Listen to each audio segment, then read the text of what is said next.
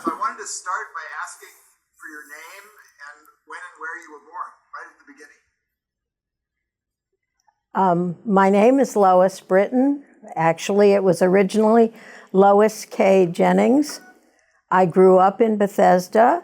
I was born actually in Washington, D.C., but my parents were living in Bethesda at the time. We don't need to go in. Tell me a little bit about your father and mother. What did they do? My father was a statistician for the Federal Power Commission. My mother was what at the time was a housewife. She was going to school at the Corcoran it's not a museum, Corcoran School of Art. And later on she became a sorry. You said later on she started out as a secretary at NIH and wound up as a draftsman. I see. Describe your childhood a little bit. What was your neighborhood like? What did you like to do? And were you proficient and interested in math in high school? The neighborhood is very much the way it is now, except that my first memories were that there were gravel streets. Bethesda ended about a half a mile north of our house. Now it extends all the way to the next city. So there's been a lot of changes, but otherwise the neighborhood itself seems to be very much the same. I became interested in math in junior high with a teacher, one Miss Dempsey, and it was just something about what she was doing interested me in math. That, and I found out much later that I have a mild dyslexia, and it was obvious in math, but it forced me to focus on making sure that I didn't transpose numbers.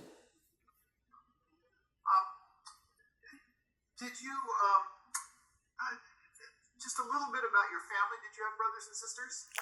I had 2 brothers and a sister. One of my brothers is actually a half-brother who is 12 years older than me. My sister was a year older, my brother was 2 years younger. Can I also ask a little bit about your parents' backgrounds? My father was a farm boy in Iowa and went to the University of Iowa and then transferred to Northwestern, where he got a master's degree in commerce, as it was called back then. He then went to Yale to work on a PhD, which he abandoned. He taught commerce at the University of Kansas, where he met my mother, who was a student at the Haskell Indian Institute. They moved to Maryland, got married, and he then, I guess he taught at a school in Atlantic City for a brief time, and then got the job at Federal Power Commission, and eventually was the chief of the Division of Statistics at the Federal Power Commission. And your mother's tribe? She's an Adawa. It used to be pronounced Ottawa, but now it's pronounced Adawa. And was Native American culture part of your childhood? I was talking to a next-door neighbor about a year ago, and he said, "Do you remember the powwows that you used to have at your house?" And the Indian community in the DC area was pretty small and had a lot of different tribes. So it was a very PanIndian before PanIndian became a thing.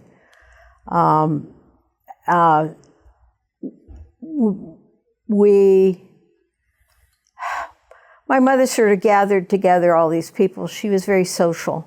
And so did we have powwows at our house? Yeah, we did. And before school, where did your mother grow up? My mother grew up in Benzie, Michigan. Actually, it's an even smaller town than Benzie. It's a town called Honor, which is south of Traverse Bay.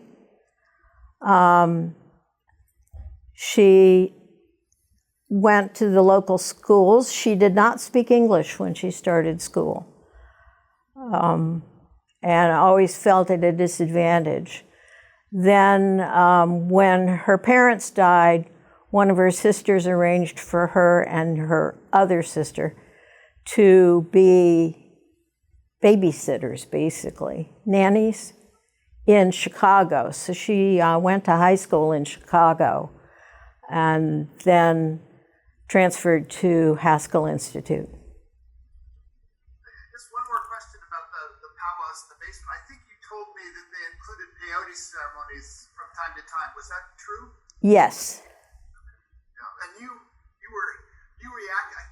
I don't remember what you told me. I think you said you reacted not positively to that. I did not react positively. I had school the next day, and the peyote drum, a water drum, and it is very, it's like, my feeling is that it shook the whole house. They were in the basement and didn't think about us, the teenagers who were upstairs. And I never slept, I've never slept well, and it really was infringing upon my alone time down. And just generally, how would you describe your family values when you were growing up? Was it a liberal household, progressive? Were politics discussed at all? You know, I don't know how to answer that. I know that my father was a Republican.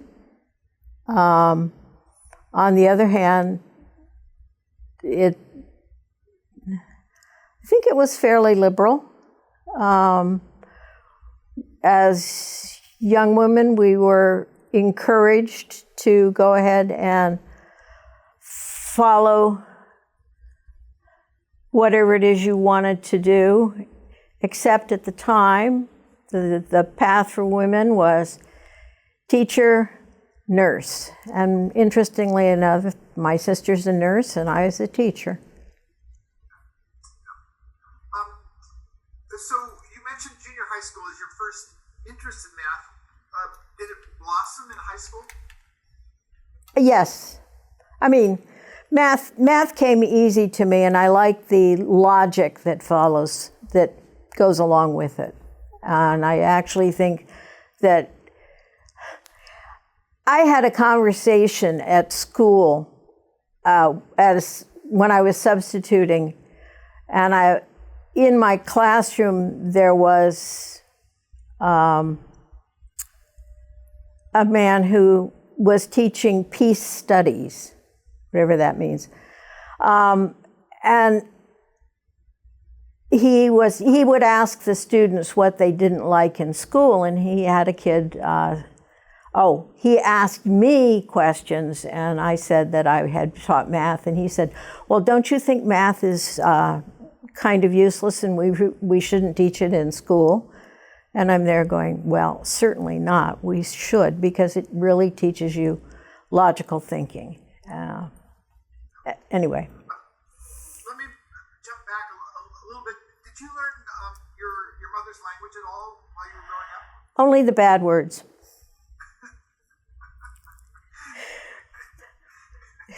That's great. You know, how to say hello, thank you, how to count to 10,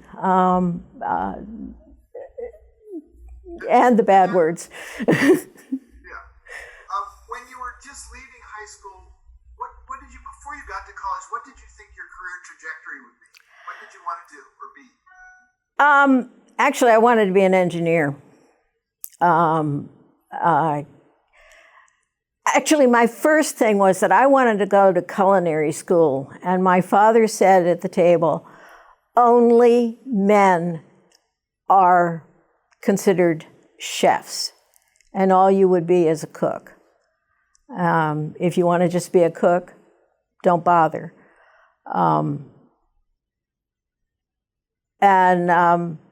My older brother had been a student at MIT, so I was kind of pushed to maybe consider MIT, which at the time only had 15 female students in the whole school. So I elected not to do that. Did that brother become a physicist? Yes.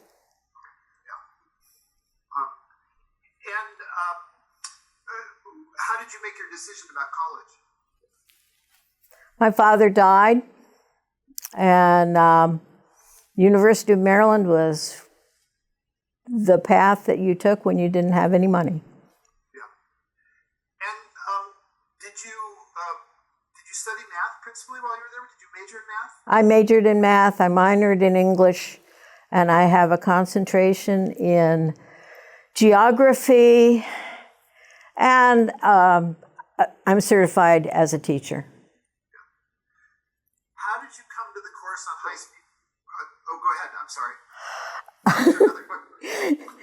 You're going to ask the question about the course that I took on Programming high-speed computers. Programming for high-speed computers.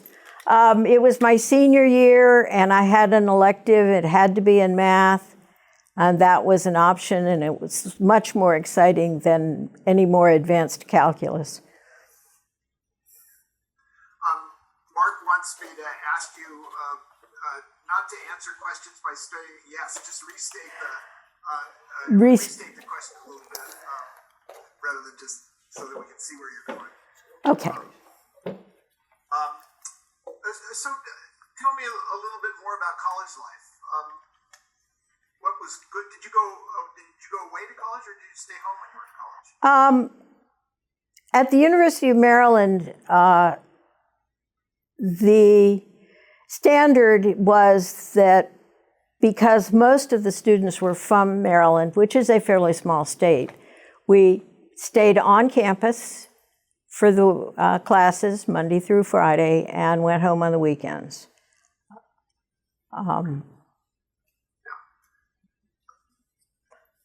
ask, so you had wanted to be an engineer, but what changed your direction? And had you built things as a child? Were you somebody who liked to make things? Would I like to make things? Yes, I like to make things. I was always annoyed that I was not allowed to tinker with the engines. I did, in fact, spend some time taking radios apart and blowing on the pieces and then putting them back together, just to see how they would work. I still enjoy looking at a problem that my husband is having and thinking up a solution. He tries his 5 solutions, which don't work, and mine does. So, why did I not pursue it in college? I met the 3 girls who were taking engineering, all of whom dropped out. I took all of my original early math classes with engineering students. I think the real thing that threw a wrench in it was when I was taking physics,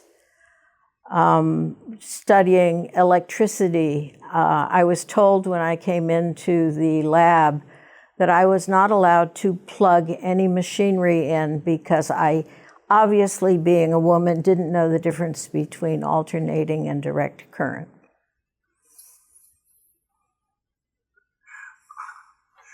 And so, what was your first job after college?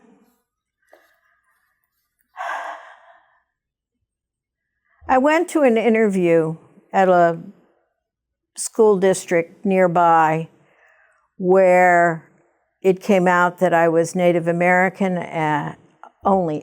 American Indian at the time. And the assistant superintendent of that particular district got up, walked across the room, closed the door, came back, sat down, and asked me if my birth certificate said I was black or white. I thought, nope, not going to do that. So my first job after the early brushes with teaching, I became a mathematical aide. It's what the job title was. The position was held by mostly women, and what we were computers. We did what computers now do very easily, but the more complex computing was the object. Those people have been described as being hidden figures. Do you put yourself in that category? Yes. Also, I wanted to jump back. I remember you telling me that at the time you took the course in programming high-performance computers or high-speed computers, High speed. there were not high-level languages. There were no real languages. Businesses were just starting to come up with COBOL and forget what the other one is, Fortran. But at the time, since they weren't widely used, I'm not sure who did it, but it was a made-up computer language called, I had it on my tip of my tongue a minute ago. It doesn't matter. It was a made-up computer language, and it really was just the commands that you gave directly to the computer. But we learned how to flow chart and then come up and write little programs that would do it in this made-up language. Did you ever, much has been made of the romance that hackers have with programming. Did you ever have a romance with programming computers in that period? No. All the promises that those early computer programmers promised, I guess the Roomba works, except that they don't take into account that the thing does not work if you have long hair. But the mouse never chased the cat off the table. My cat sleeps on the table. Yeah. Could you talk a little bit more about hidden figures and about being a hidden figure? Did you have any sense? What does it being a hidden figure mean to you now, and what was it like then? I think John was asking John Clute if you could restate, just say being a hidden figure meant, restate it as a standalone state. Okay, I didn't understand what you were asking. Sorry. John Clute, maybe you can give that a... Lois, do you need any water? Yeah.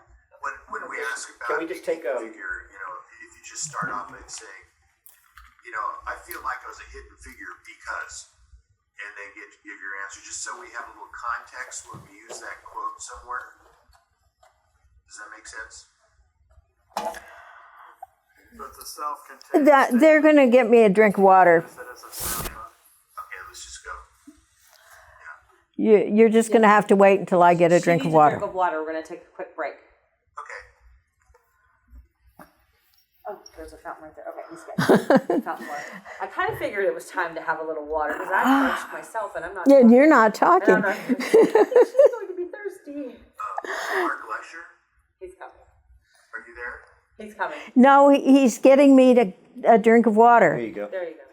Marc Lesher, the audio, is there any way to get better audio from her? Because we're hearing a very 6-bitty kind of sound right now. Did you try selecting a different microphone input? Yeah, I did. I'm not really an expert with that. It took me a little while just to get the feed up. So I usually have somebody doing all this the last few times I've done it, so.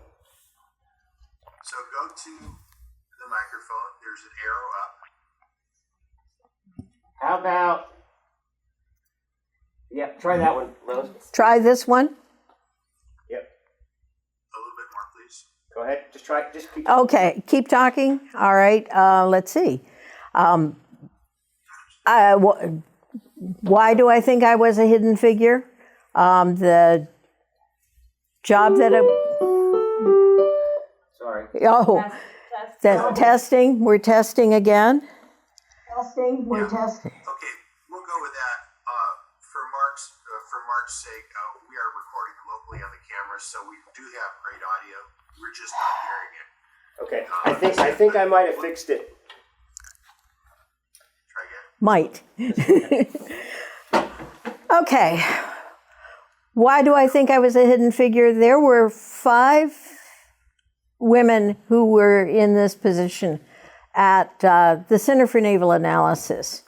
The majority of people who worked at that particular organization were men.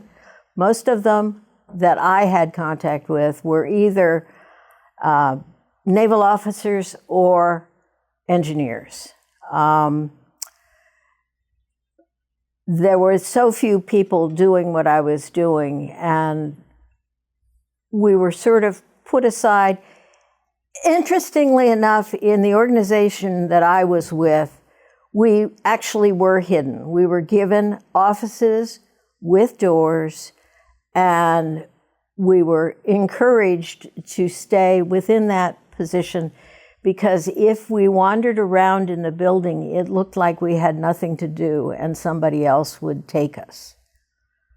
Just because, which is an indication that, yes, we had value within the organization, but in fact, we were hidden. Tell me again about getting that job. How did you learn about that job, and how did you apply for it? Interestingly enough, at the time, it was titled Mathematical Aid in the want ad section, and I applied. There were not a lot of women majoring in math. And actually, at the University of Maryland, there were only, I think, 5 of us who graduated the year I did. And 2 of them were guys, 3 were women. And so there was not a big pool of people who would be applying for this particular position. Do you remember what kind of computers the center had? We had none. We had no computers. The computers were Navy. We had to sign up for time to use the computers. One was at the Pentagon and the other was at Carteret David Taylor Model Basin. It was an interesting thing. We did have a key punch operator. We had one key punch operator, and she was in great demand. I didn't actually interact with anybody else who had what I was doing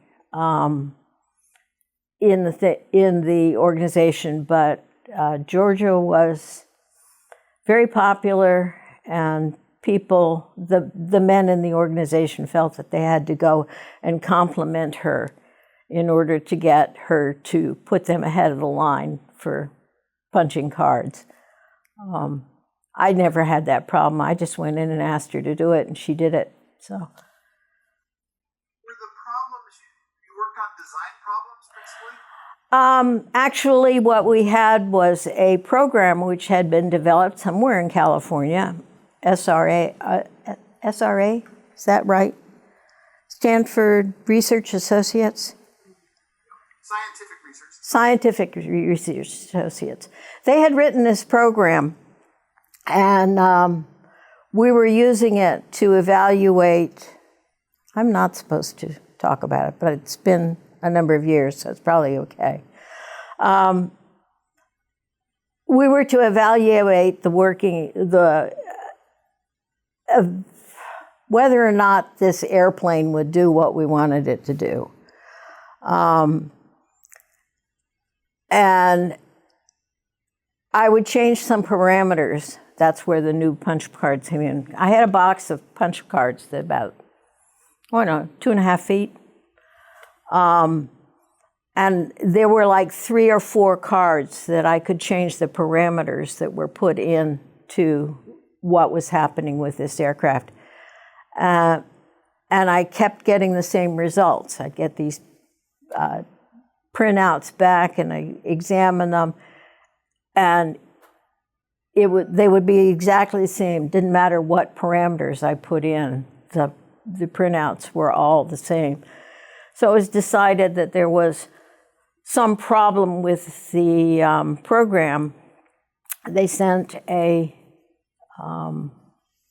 programmer, I guess is what he was, from California to work on this, see if we could figure out how to debug this particular program. He came in. His name was David Kaplan, and I will say that of all of the people that I worked with at the Navy, he was the most willing to accept the fact that I could actually do something. Anyway, David asked me if I had any ideas of what might be wrong, and I said, I think it's the random number generator. And he said, well, okay, we'll look at that. Didn't seem logical to him at the time. Anyway, I think he was there about I think he was supposed to be there for 1 month, and it stretched to 2. But we kept having to try, and it was always a struggle to schedule computer time. And because the box of cards was classified, and it had to be packaged up and then shipped over and then came back, and had to be very careful. And heaven forbid that you drop the box. That would have been a disaster. I think it was easier being a sort of a female mathematician or a data analyst than being an engineer. Was that in that situation in the Navy? It wasn't. I always felt I was being a glorified secretary. It wasn't particular,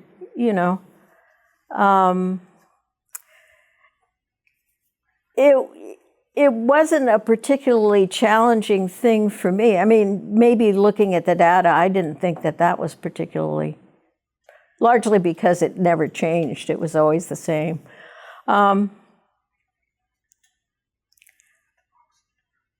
No, it was more, I felt it was more like being a secretary.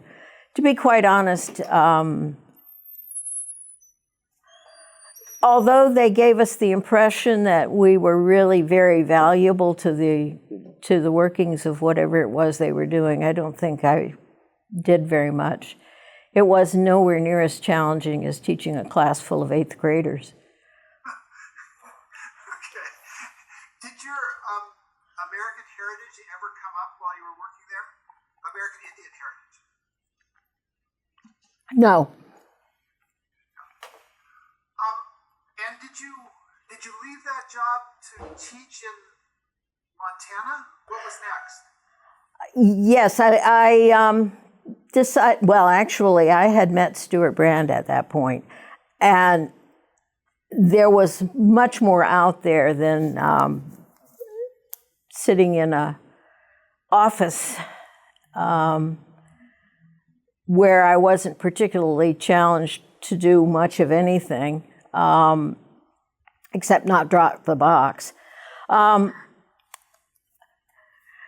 I just decided Oh, at the same time, I had been a volunteer at the National Congress of American Indians, and so had become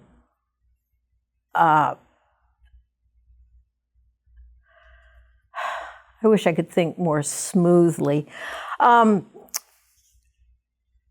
more challenged in participating with different tribal workings. My sister had become a nurse out at the Tongue River Reservation, Northern Cheyenne, and she told me there's a position for an English teacher at the school. So I said, oh, I can do that. So I applied, and they decided that what they needed really was a math teacher, because they actually were not looking for a math teacher because they hadn't had one in a number of years. So they just kind of threw up their hands. So I went out to teach math at the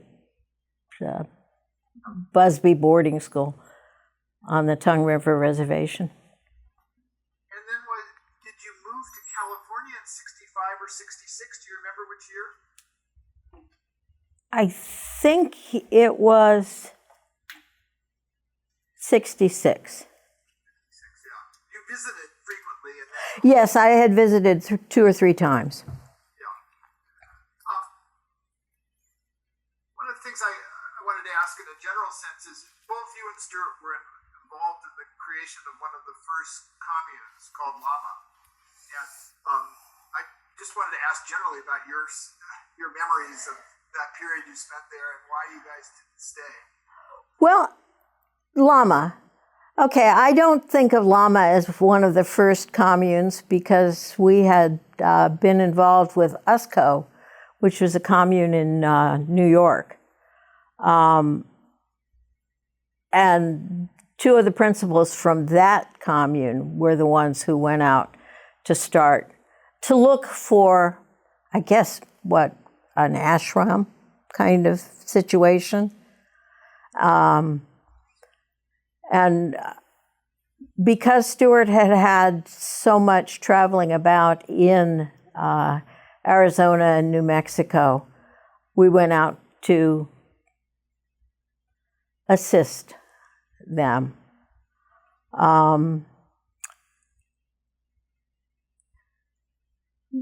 It was never our intention to stay.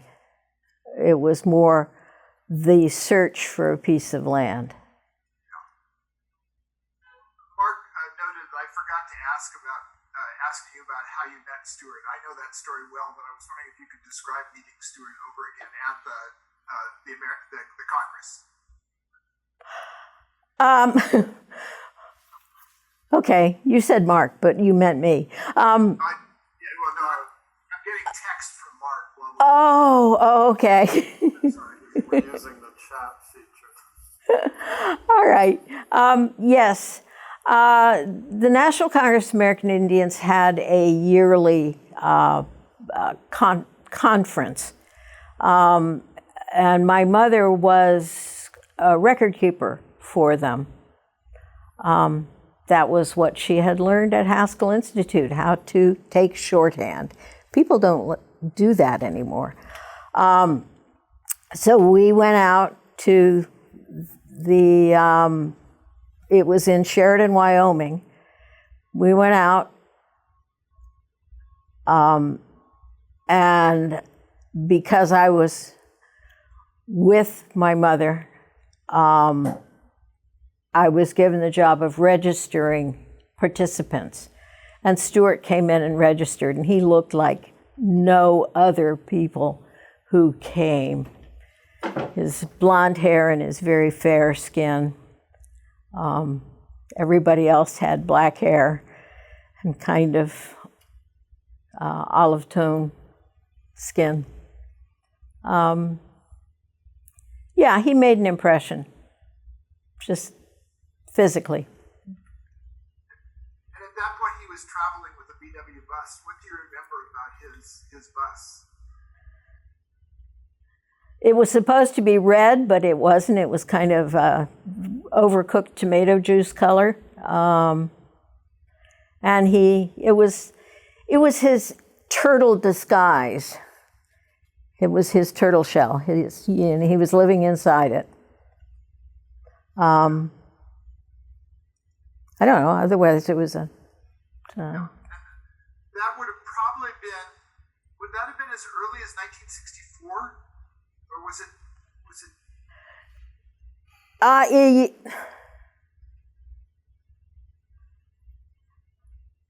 When did Lyndon Johnson actually become? He became president in the fall of '63. It would have been 64 then. It would have been June or July of 64. Yeah. And I believe Stuart got there because he had a connection. Let's see, this wasn't the Bureau of Indian Affairs, it was the Interior Secretary at the time. Stuart Udall. Stuart Udall had alerted him to the Congress, I think. Could have been. And Udall actually spoke at the Congress. Do you remember Udall appearing at the Congress? No. Could have been. Yeah, okay. So you guys lived for a while in San Francisco, but then at a certain point, you decided to move to Menlo Park. Okay, well, when it comes to decided, the fact that they tore the building we were living in down sort of kind of made us move. Actually, Stuart had managed to somehow, after having graduated from Stanford, to find this place above Louis' Fresh Officia in North Beach. He rented 2, I guess they would be called studio apartments, for $50, and no, must have been $55. And the apartment that he was in was the one that was lower down, and he charged himself $25 a month. And the upper one, which had a view, $35 a month. So it was $60, right? Let's do the math here. Anyway, the developers, next door was a nicely redone apartment complex where all the stewardesses for the airlines were living. So this property became very desirable because of all of the lower rent people who were living in there, which was us and the fish shop. So somebody bought it. The building was going to be torn down, and we were evicted. There was an elderly gentleman also living in the same complex. He was slightly away from where we were. And the man got his eviction notice and died. It was very sad. But anyway, that's when we moved to Menlo Park. Stuart had friends who lived in Menlo Park, Fatimans, Jim and Dorothy Fatiman. He also writes in the journal he was keeping at that time that he wanted to move to Menlo Park. The quote was, "to let my technology happen there," which was a very interesting quote to me. He said he spent a little of time trying to get Dick Raymond's help in getting a job in business technology. This would have been '67, and he referred to it as a boom area. Do you remember any of that? I remember going and meeting Dick and Ann Raymond, and I knew that Dick had been a friend of Michael, Stuart's older brother, Michael. And I guess 67. Yeah, he, at the time, probably there was a problem with money. I don't know for certain about that. We were living on Stuart's income from, I'm not even sure where. I didn't take over the finances until actually it was necessary for the Whole Earth Catalog. So the first project before the Whole Earth Catalog was this effort to create an educational technology fair, a Dick Raymond idea that came from something Michael Phillips had done at San Francisco State. Do you remember the innovation fair at San Francisco State? No. It doesn't ring a bell? But you do remember the sort of 6 or 7 or 8 months you spent with the Nixons, James and Cynthia Nixon, trying to create this educational technology fair at the San Mateo County Fairgrounds? I do remember that, yes. But I don't remember Mike Phillips being involved. No, Mike Phillips wasn't involved in that. He was involved in the previous thing. I believe Phillips was on the board of the Portola Institute, which was Dick Raymond's Portola Institute. And yes, Mike was there, but I don't recall him being involved in any projects. Yeah. He was the guy who looked after finances. He was the Grace Cathedral. Yes. Yeah. And you know what I remember is that you guys spent about a half a year trying to raise money, some of it from foundations, and trying to get the support of corporations that you wanted to exhibit, and it just didn't take off. I guess Stuart was the one who did all that telephone stuff. I am not particularly good at that. Yeah, but in the journal, you were very active in the planning. You can see that there was a lot of discussion. Cynthia Nixon and James Nixon and you and Stuart met constantly for a half a year. Yeah, I remember meeting with them. I guess maybe I wasn't particularly interested in actual workings of the thing. It was like, okay, we'll keep going until I find something that I would be useful at. And I guess since it didn't take off, I didn't see that I was particularly of any use. Okay.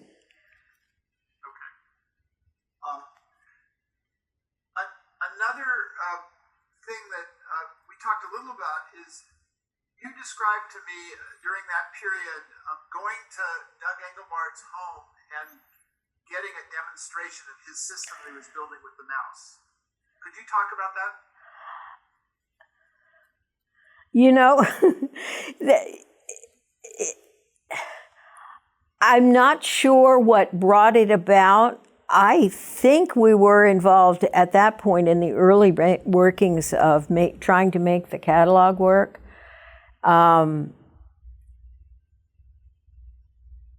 There were a lot of,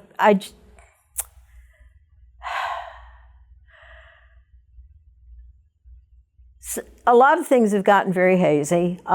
This is one of those things where I see a picture and I see him, that's Doug Engelbart, demonstrating. He had the mouse on the table and there were a lot of people around. I am a kind of person who will sit back and watch rather than actually participate. It was interesting, and actually what I found more interesting was, rather than the mouse, was learning how people count if they don't have an abacus with their fingers. Anyway, that's my takeaway from that. Not. Was that the key cord? Do you remember this other device, which was called a key cord? It was the keyboard, but it was a 5-keypad that was on the other side of the mouse from the keyboard. Like piano keys. Like piano keys. I don't physically remember it as being a thing. Like I said, there were a lot of people who were much bigger than I am who were hovering around. And I will take my position as I'm not going to be pushy. At the time you told me they were largely self-important men. I was trying not to say that. Yes, it's always interesting that even now today, my husband, what he does is important. What I do is just kind of fringe. The fact that it keeps getting the food on the table and cleaning up afterwards is nondescript. That's essentially the way I felt even working for the Center for Naval Analysis, is that the women who were there, and there weren't that many, there were some secretaries and the 5 math aides. And this organization took up 4 floors of a high-rise building. It was a big organization. And maybe 1/4 of the people who were there were women. All the rest were men. And they were all important. I remember I forgot to ask you, before coming to Menlo Park, one of the things that you worked on when you were in San Francisco was Stewart's multimedia slideshow, American Meets Indians. I did not actually work on that. I saw it and said, oh yeah, oh yeah, keep going, encouraging. If I think back on it, I was probably a little embarrassed. I don't like to be the focus. I mean, I'm embarrassed right now. So I wanted to ask a couple more questions about Doug Engelbart. I know things are vague, but things showed up in this journal that were really quite interesting to me and to the history. Engelbart actually, there's a couple of references to Engelbart coming to your house for dinner, as opposed to you going to Engelbart's house. And there was one dinner where Engelbart talked about the idea of scaling, which was a really important contribution he made. It showed up in Stuart's journal. I have no idea if you remember the conversation. I would have thought that I would have remembered it making a dinner, and yeah. I don't. Okay. That's no worries. Also, there was a discussion of a trip that I think you were on to raise money where you went to Oregon and visited Tektronix. Yes, I did not go to the meeting. We went to Oregon and I stayed with Gail. Yeah. And by that time, Stuart had been introduced by Engelbart to his online system, and he'd become very enthusiastic about it. He writes about it in the journal in a very excited way. And he talks about going to Chuck Kesey's home and being a guest lecturer on computers, which of course he doesn't remember at all, but it's in the journal. And I wondered if you remembered anything about discussing computers with the Keseys in Oregon. In Oregon? Yes. No. I mean, I remember the trip. That would have been when they were living in they were not living in the barn. They were living in someplace else, another outbuilding which had been converted. By this time, Ken Kesey had left the Bay Area and moved back to Oregon? As far as I know. I mean, if that's the same trip. Now, if Stuart went and talked to somebody, he would have done that on his own. Okay.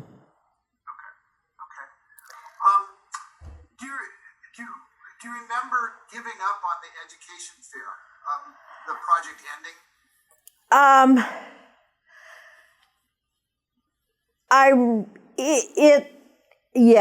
It just sort of fizzled out.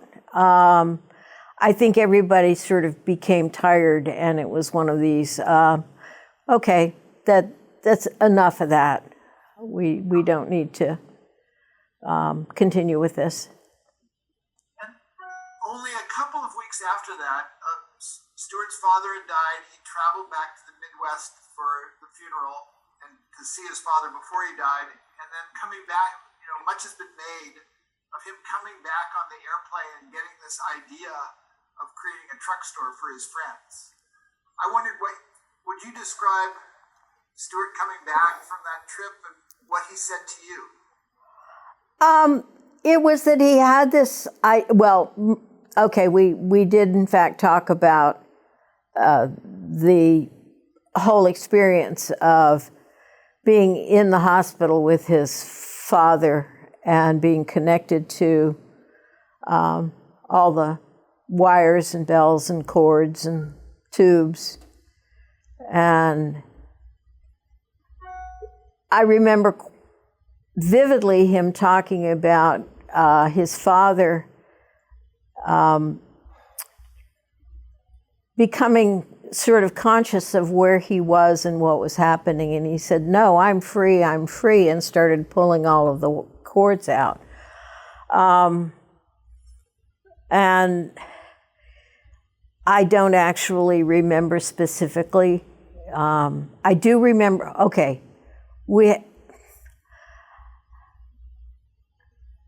I'm having trouble deciding when in this course of this that I sold my car and bought a truck.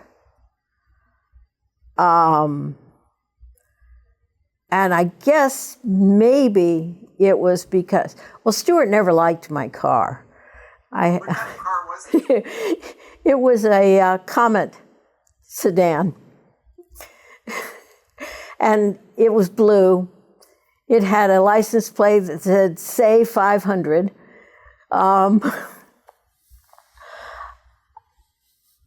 And I liked it. It's the first new car I had ever bought. I had had a used car before that. But I think it was, he had this idea that it might be a good idea to sell books. And we needed to sell books that would be of use to our friends, which I think consisted mostly of Steve and Barbara Durkee at the Llama. And by then we had met Steve and Holly Bear, the Zomeworks people. Maybe you can tell me, because I'm not sure. I remember going to a commune in Colorado and meeting a guy calling himself Peter Coyote. Is this the same Peter Coyote? It's quite possible it was, yes. I think it was. Okay. I don't know about his commune period, but it's quite possible it was Peter. You guys, Stuart had met Peter Coyote earlier. Peter Coyote was at the first Trips Festival, for example, at the acid test. I didn't go to the acid test. I'd never been to an acid test. Yeah, as I remember, you helped set up the Trips Festival. The Trips Festival. Yeah. Just kind of things like Stuart had hired a publicist. His name was Bill Graham. And we had a parade with the Kesey's bus and Stuart's. By then it was a camouflage painted VW bus. And Bill Graham had bought peanuts, and so it was peanuts and something else. I want to say Cracker Jacks, but that wasn't that. It was to toss these bags of things to the crowds on the sidewalk, but it sort of didn't turn out that way because we were unable to get a parade permit from the city. You had a stealth parade. What was your impression of what the first Trips Festival was supposed to be? How would you describe the idea before it happened? I have a feeling that, I mean, my impression, because I've actually never been to this is terrible, isn't it? I've never been to a rock concert. I have never been to a Trips festival. I didn't go to the Altamont. That was another one. Stuart went. I'm there going, nope, no crowd, no loud music, no crowds. So basically, I was just kind of, I feel like I was just sort of there. I don't feel I participated. Yeah. Had you, at that point, I mean, no live music, you weren't enthusiastic about rock concerts. Describe your perspective on psychedelics back then. How did you react to the use of psychedelics? How did I react to the use of psychedelics? To be quite honest, I didn't really understand. I knew what peyote was and what it was supposed to do, but it was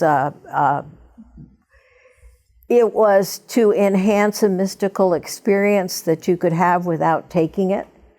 That's the whole fasting. It allows your mind to kind of go into that frame of mind where you sort of see things. I didn't really understand. Stuart took some acid one time when we were out, and I didn't know what it was. I don't know what was wrong with him. I didn't ever figure that out. I heard then about it, and it was explained to me what this substance did to you. And I certainly know a lot of people who did take acid. I wasn't particularly interested in trying. It struck me very much like smoking, which I haven't done either. Well, I smoked enough to know that I never wanted to do it again after like 2 tries. So that, and then there was the such and so is having a bad trip next door.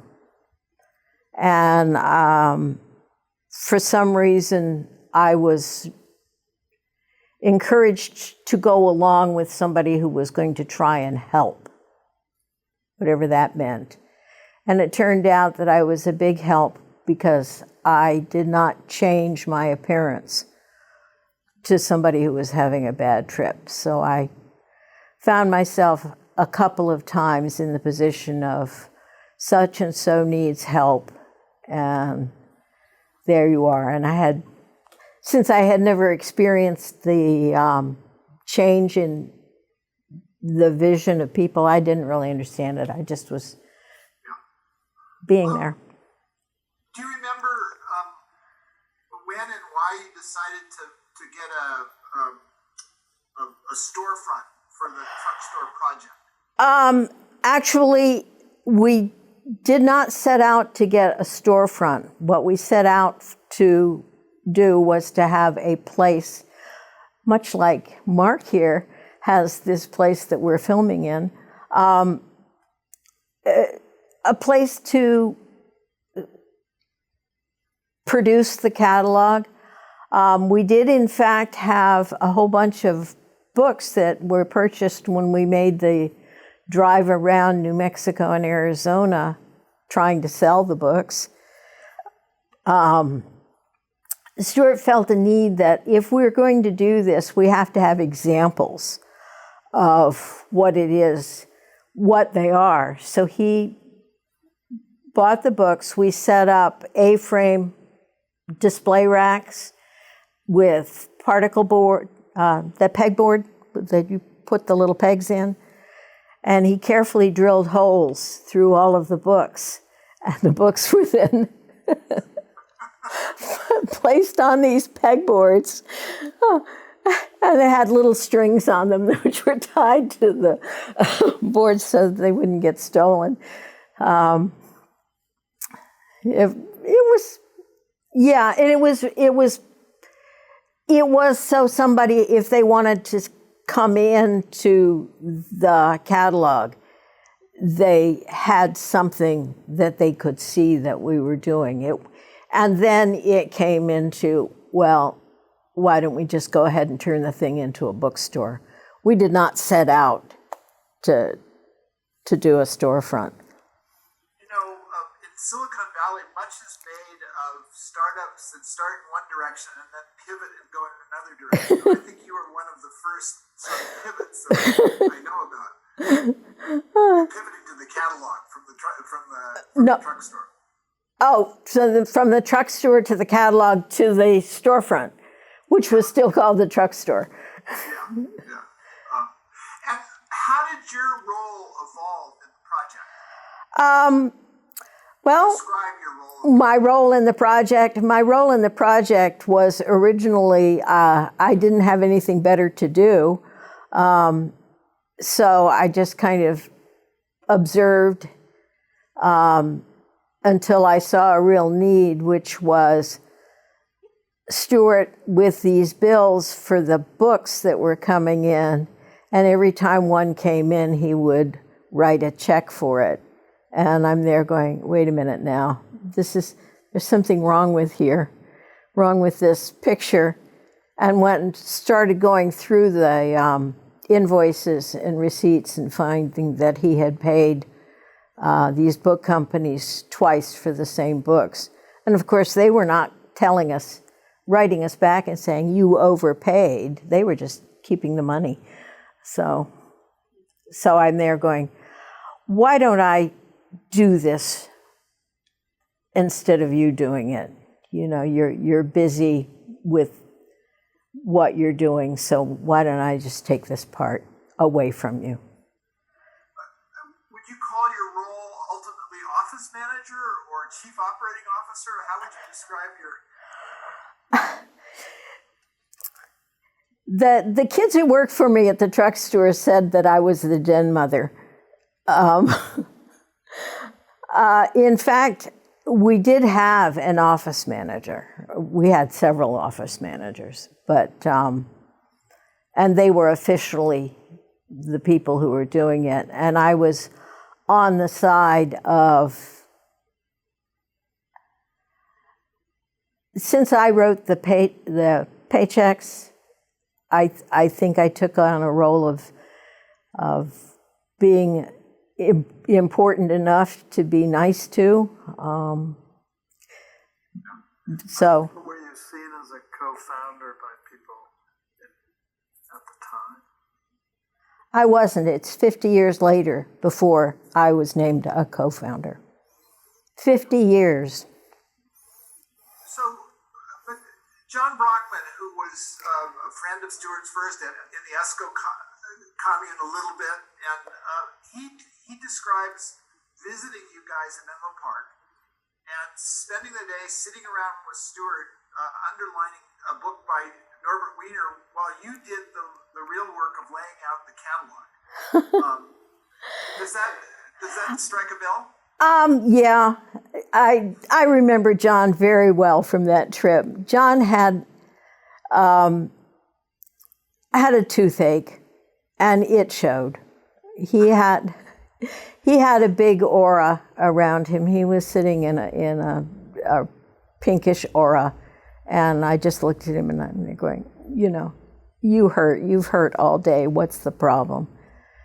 So he wanted a native remedy to solve it, and I suggested a dentist, which is what he finally did. But was I think I probably was doing, office work, filing, writing checks, looking at invoices, cleaning up. Yeah. The IBM Selectric typesetting system was right from the beginning, wasn't it? Was that something you guys got very early on? Yes, very early on, because we could vary the type with the little ball. Yeah. That was sort of the birth of desktop publishing in some ways, I think. It may have been, I mean,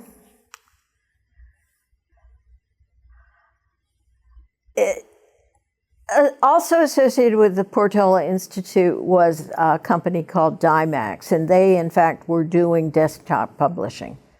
And I don't know whether the Selectric came from them or whether I think it probably came from somebody else at the Portola Institute. There's a chronological issue I wanted to ask about. I thought that Dymax grew out of the People's Computer Center, which became the People's Computer Company. And then No, no, it's the other way around. It's the other way around. Okay. And Dymax was an Albrecht creation, a Bob Albrecht creation? Yeah. Bob and Mary Jo, and they were doing the original My Computer Understands Me When I Speak Basic. And so that was going on at the Portola Institute while you started the Whole Earth Catalog. They were original at the Portola Institute, and they had a say on whether or not we would come into it. I didn't find that out until later.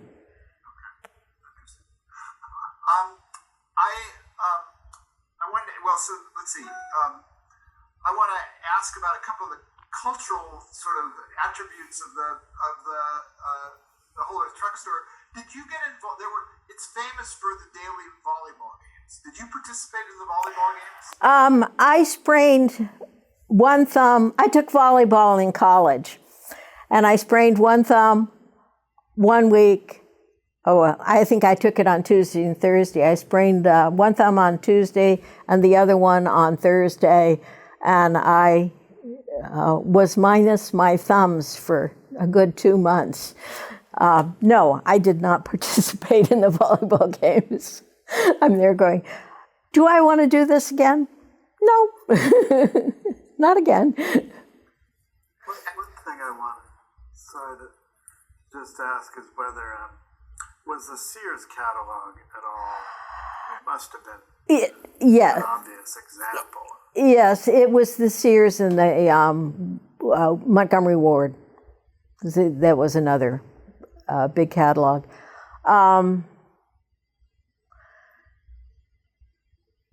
Did Abercrombie and Fitch have a catalog? It was another one. It wasn't Abercrombie and Fitch. What's the other catalog? John LL Bean. LL Bean. as being a real inspiration Yeah. to Stuart. Mm-hmm.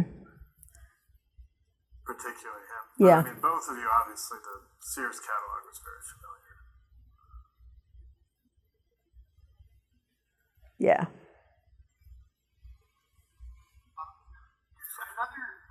Another sort of attribute of the Whole Earth Truck Store was the daily lunch that you prepared. Do you know? Did you come up with the idea of eating lunch at the catalog truck store? I don't know how that evolved. I have a feeling it may have been just a lot of it had to do with the fact that everybody got paid exactly the same amount. It didn't matter what they did. They got $5 an hour. Stuart got $5 an hour. I got $5 an hour. Bernie Sprock, who was our high school student who came to work and sweep up as long as he got to keep all of the stamps. He got $5 an hour. It didn't really matter. But this was, even at the time, a pretty low wage, and it was not unreasonable to go ahead and pay for everybody's food. And then we actually hired a person to shop and cook. So, and she got $5 an hour as well. So. What do you remember about the rocket ship-like growth of the catalog?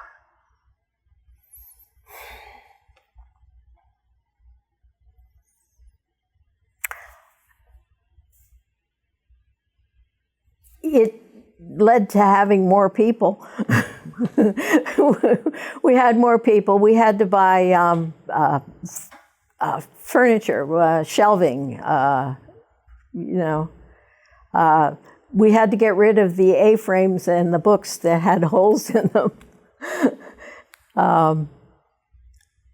There wasn't a lot out in the storefront, so in fact we didn't really look like a store because most of the books we sold were in the back on the shelves, and the person who was in the salesperson in the front would just walk back and pick up a book. The building wasn't all that big.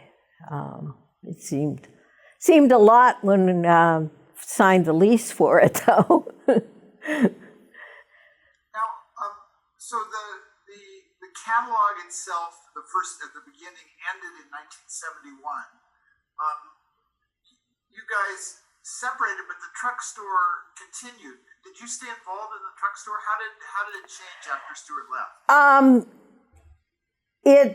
Yes, it did continue.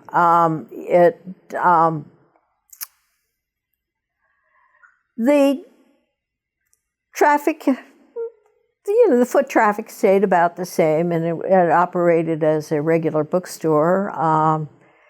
We changed managers a couple of times,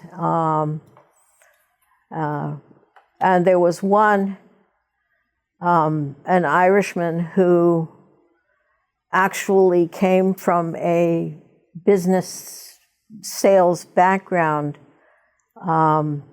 Admittedly, it was with sweaters, and woolen products, but he was very spit and polish. He kept the store really neat, and it looked really nice. The kids who worked in the back were all still the high school kids they weren't high school kids by then. But they stayed, and I did not actually work there. I didn't work there, but I worked in a building across the back parking lot. So and that was with the Point Foundation. I was the bookkeeper. I see you were doing Point by that time. I was doing Point Foundation by then. And the Point Foundation was set up from the revenue taken from the Holders catalog. Is that correct? Right. The $1 million. Yes. So this period, I'm super interested in this period because this is the world that personal computing grew out of. And let me begin by asking about one young man who was hanging around the truck store at a certain point running something called the information network without computers, a young man by the name of Fred Moore. Do you remember Fred? Oh, yes. But I remember him more from not the truck store, but from the People's Computer Company, which grew out of Portola Institute, the Dymacs, the Albrechts. Portola Institute had a couple of desktop publications. Since I really wasn't involved in the production of it, I don't know how they, what printers they used.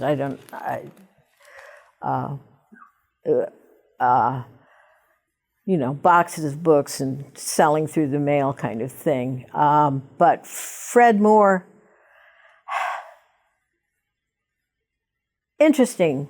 Fred Moore with his daughter, and I remember him more, People's Computer Company moved out of Portola Institute, sort of became its own standalone thing, and moved to a different little strip mall in the other side of the railroad tracks.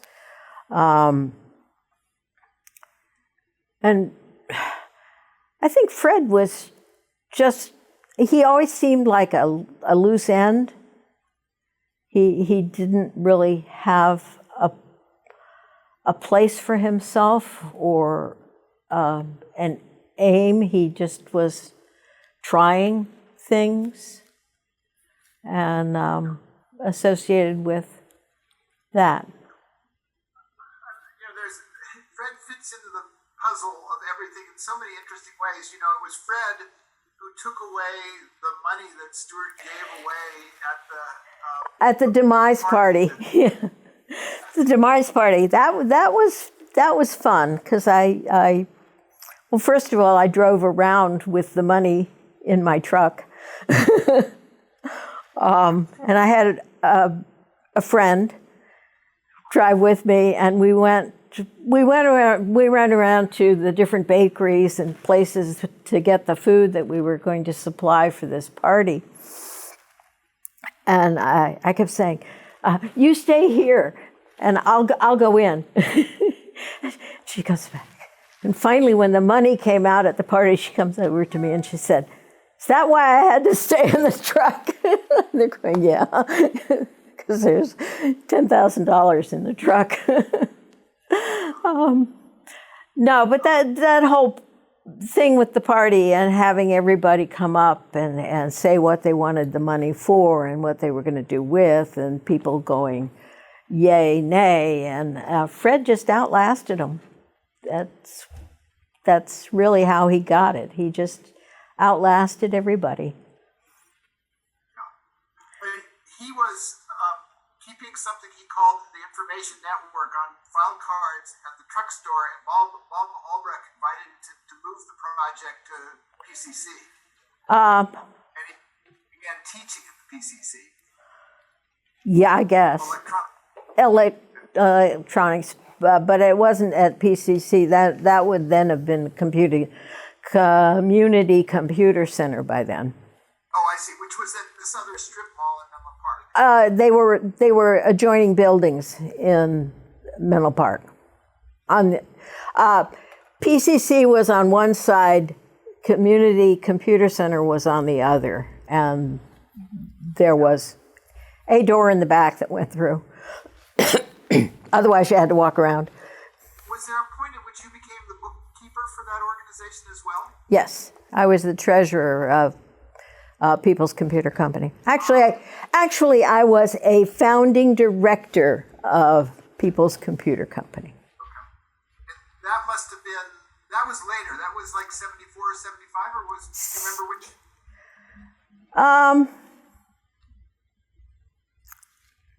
It was right at the very beginning.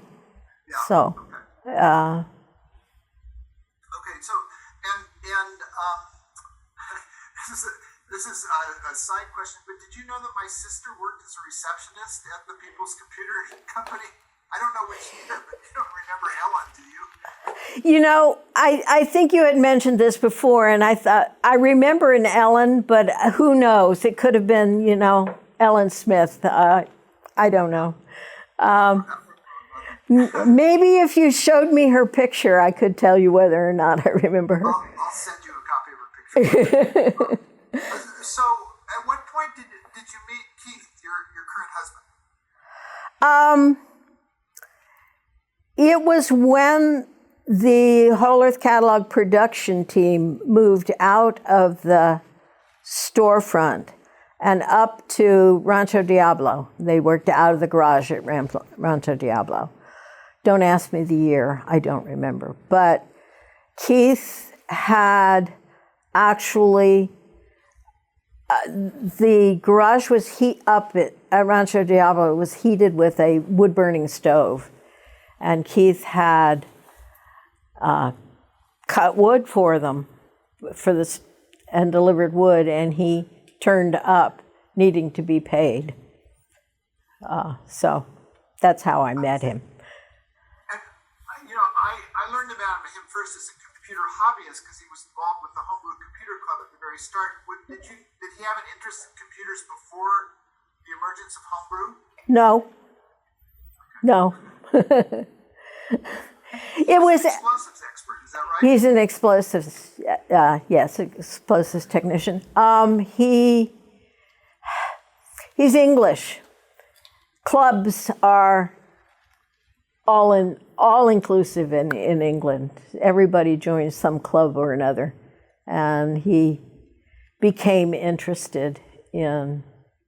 I believe he attended the first meeting of the Homebrew Computer Club meeting? I asked him about that, and he said he never was at Gordon French's garage, and he doesn't remember Gordon French at all. So, which is weird because I remember Gordon French, and I remember being in the garage. So, hello. Is there a possibility you were at the first meeting? It's possible. But it's also possible that Gordon French came to one of the potlucks that we had at PCC. Yeah. Tell me about the potlucks at PCC, because they preceded the Homebrew Club meeting. Oh yeah, they probably had been going on for 6 or 8 months before the homebrew.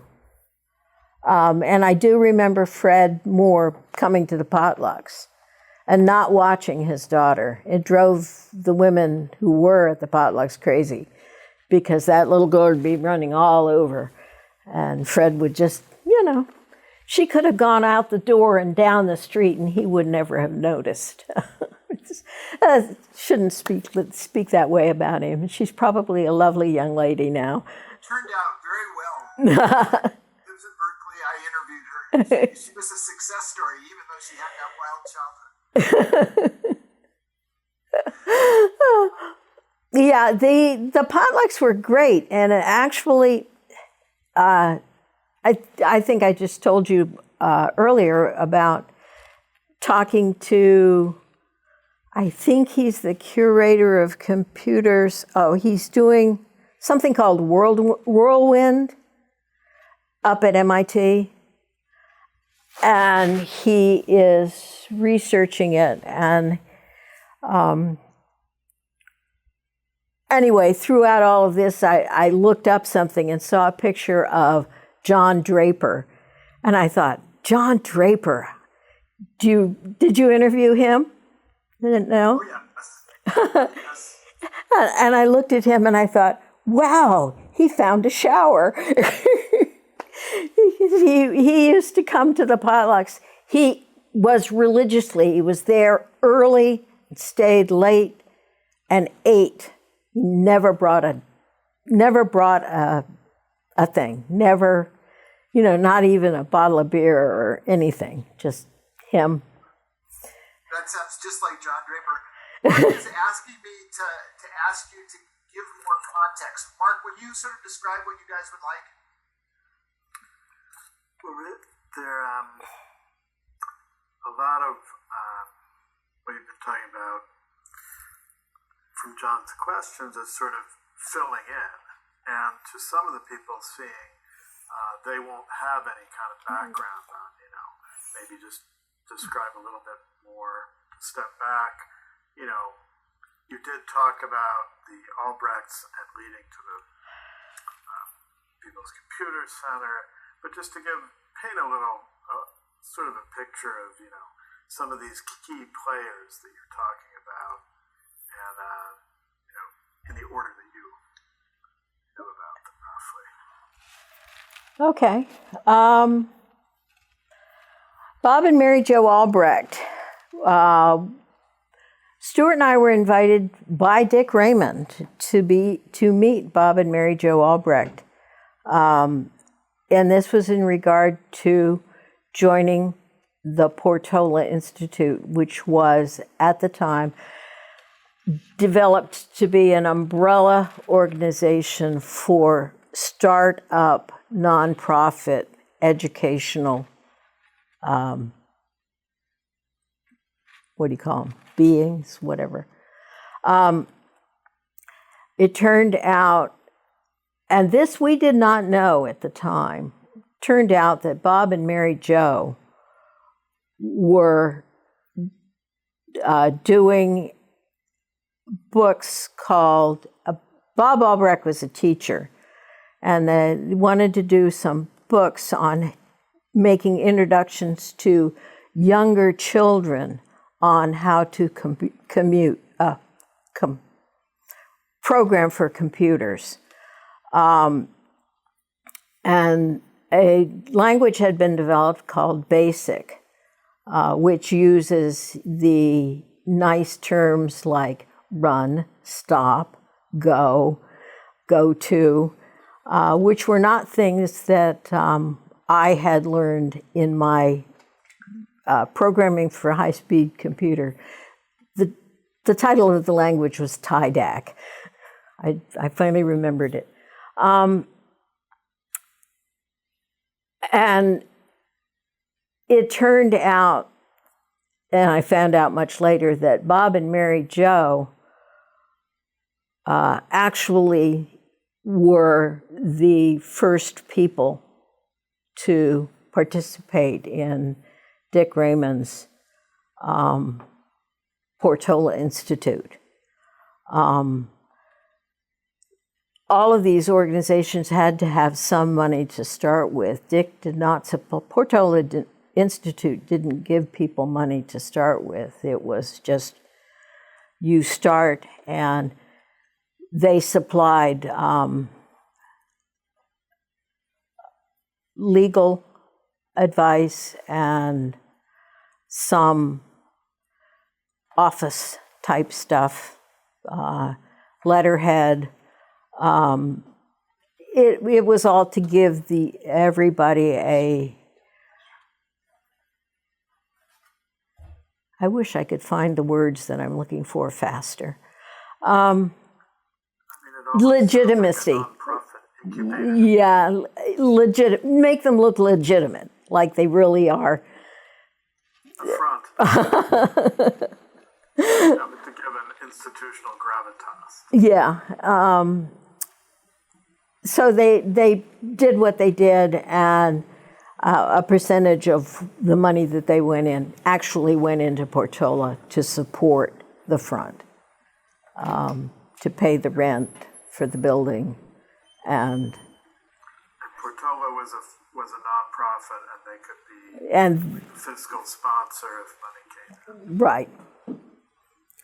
So it was, and Bob and Mary Jo were the first people there, and I think Stuart and I were the next people who came.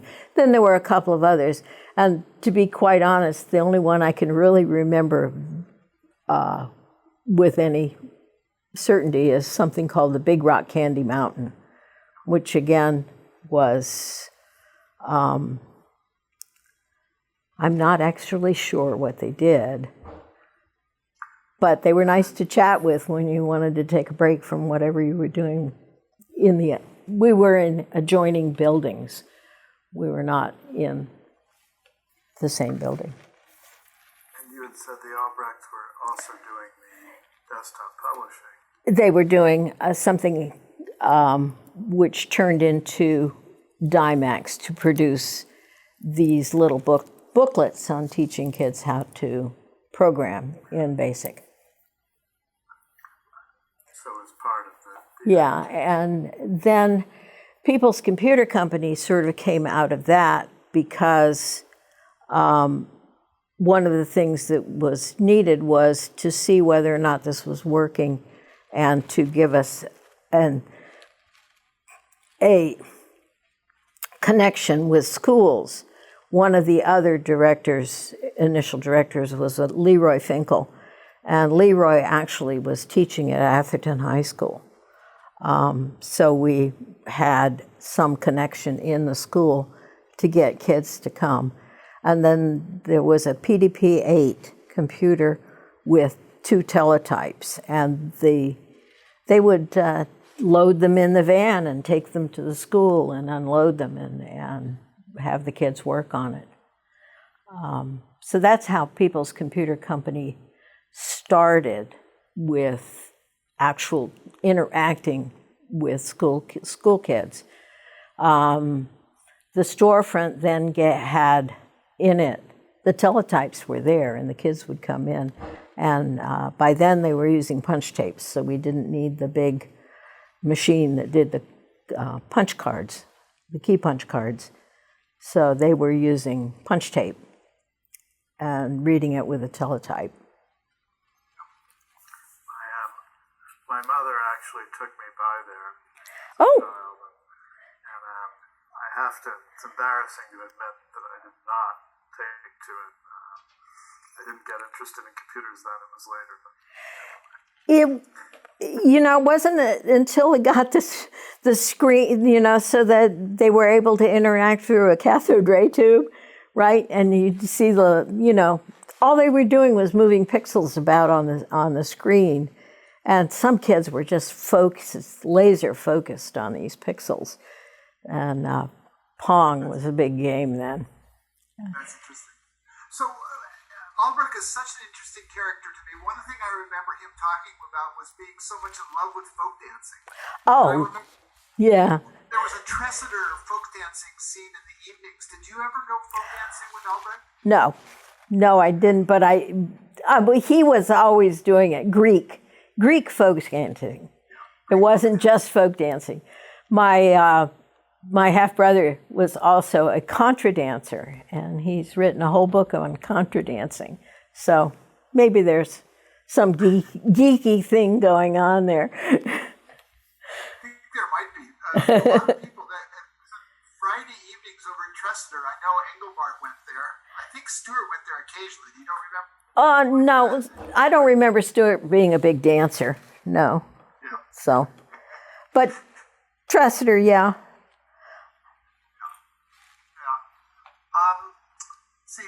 So in terms of the timing of stuff, well, in terms of the other characters who are around homebrew, what are your memories of Lee Felsenstein, who was an early homebrew person? We met Lee before that. He was up in San Francisco, and somebody, I don't remember the name of the company, it was like IBM or something, some big company anyway, had a big mainframe computer, and they wanted it out of their building, and so it was donated. Project One? It was Project One, and the company was Transamerica. It was a leasing company, and it was an SDS. It had originally been Duck's computer in Menlo Park, and it got mothballed. It ended up in Project One. Yeah, and Lee was the person who was supposed to get it going. Yeah, so actually, Stuart and I went up to Project One. Stuart was not impressed with Project One, but I was fascinated by this character who thought he was going to get this big thing going. Yeah. He got a friend of his, Ephraim Lipkin, helped program it. They did get it going finally. Yeah, he said that. Yeah. I was... Lee became a regular at the PCC potlucks before homebrew. Yes, he came to the potlucks, came to my house more than once, so... And Ephraim as well. No, I don't know him. And then what's her name? The third person. Oh, Pam. What was Pam's last name? No, Jude. Oh, yeah, Jude. That's right. I don't remember Jude's last name either. Mahan, I believe. Did you know her? No. Or maybe I did, but I did. No, the big thing with the potlucks is that he attracted Mac and Bob Mullen. And we had been coming to the potlucks for several, I guess they were weekly. And I was sitting and talking with her, and we were chatting, and came up that I had gone to the University of Maryland, and Mac had gone to the University of Maryland as well. And, oh, were you on campus? Yes. Where did you live? Oh, Centerville South. I lived in Centerville South. What floor? Oh, I was on the 8th floor. So was I. Mac Mullen was my little sister. I had 30 little sisters, but Mac Mullen was one of them at the University of Maryland.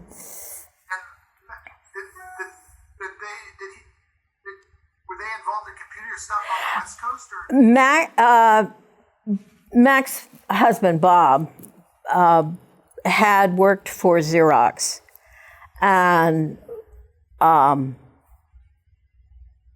left corporate America and was looking for a project to do, and he developed an extender board to use on the early computers to do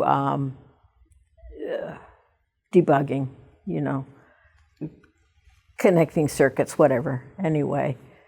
So. Can I ask you to step back just a little bit about this period and talk about little computers and big computers? Because what I remember about people like Fred Moore is he was just hungry to get his hands on his own computer, which was one of the driving forces that led to homebrew. And I was just wondering if you felt that sense that those young men had at that time to get these machines to be fantasy amplifiers, to play with them, or whatever they wanted to do.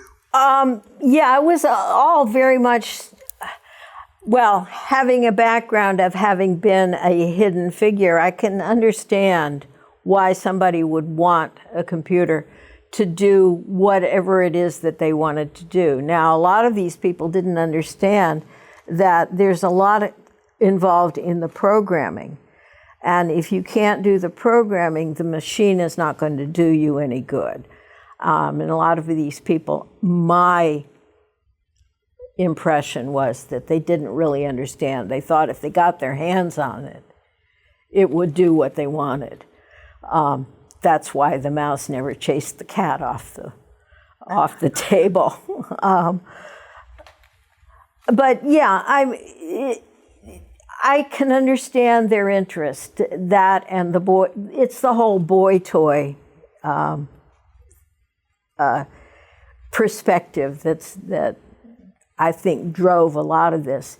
That and the need for a hobby. It's Stuart's father had been a ham radio operator, and I suspect that it was, this is terrible, just to get away from the kids and the wife.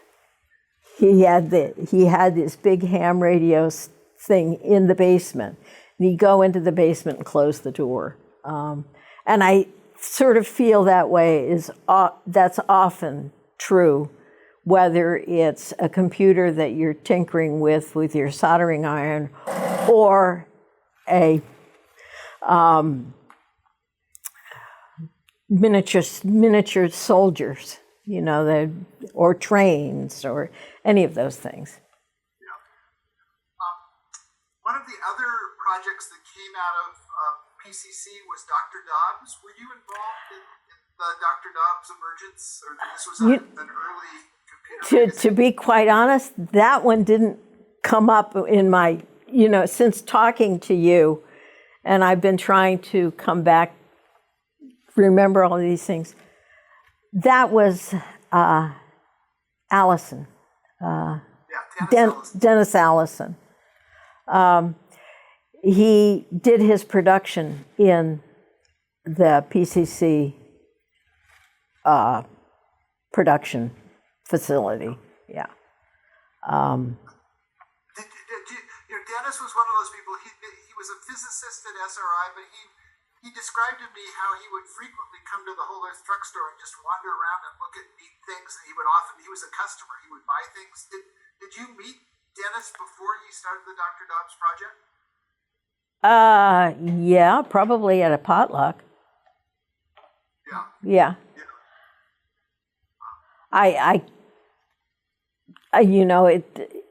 The potlucks were one of those things where people were around, like John Draper,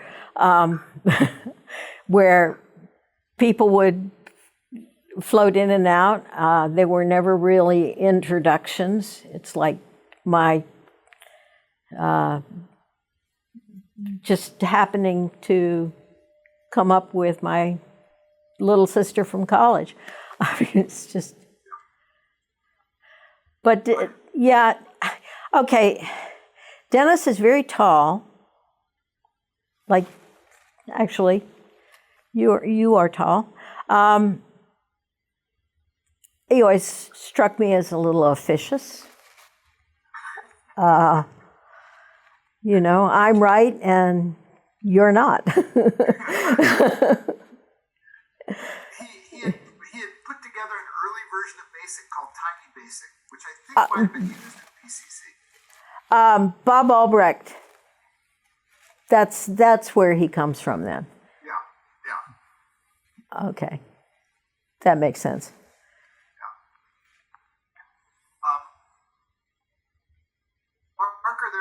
questions that are on your list? I'm wondering a little bit, did you get interested really in computing, or programming, doing things yourself? I know you did some for bookkeeping and things, right? No, I just used paper and pencil. It was kind of like being originally at the Center for Naval Analysis, where we used pencils and paper.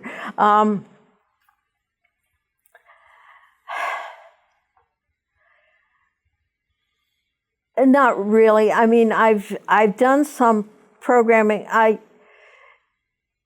I've gone, when I started substitute teaching here in Maryland, one of the things that I did, of course, was go into a lot of math classes. And it turns out that the computer teacher at the time was also a math teacher. So I went into his, I think at the time it was geometry classes, and then wound up in his computer programming classes. He was using C and then C++. And I looked at it and I thought, this can't be that bad. I can read it. I did, in fact, have a passing nodding acquaintance with Fortran and COBOL. With having had the original background, which was with the TIDAC and actual machine language, a lot of these programs make sense to me. And BASIC especially was really, yes, it is very basic, and it's good. I think basically at the time I had my son, who was fascinated with computers. And I went in a couple of times with kindergartners and first graders using BASIC and a PET computer. Does that make sense? PET? And teaching kids to write their name and be able to print it out. And then when I was subbing then for the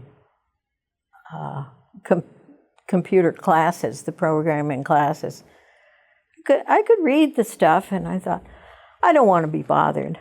I mean, because I think about back where you had to do every line, every move the computer made, you had to physically give it instructions. You don't have to do that now. But when kids would say, my program doesn't work, I could have them run it on the screen, and I don't know why it doesn't work, but here's your problem, and I could point to the place on the screen where the error was, and then they could go back, bring up the code, and find where they had made the error. I don't know, it's magic.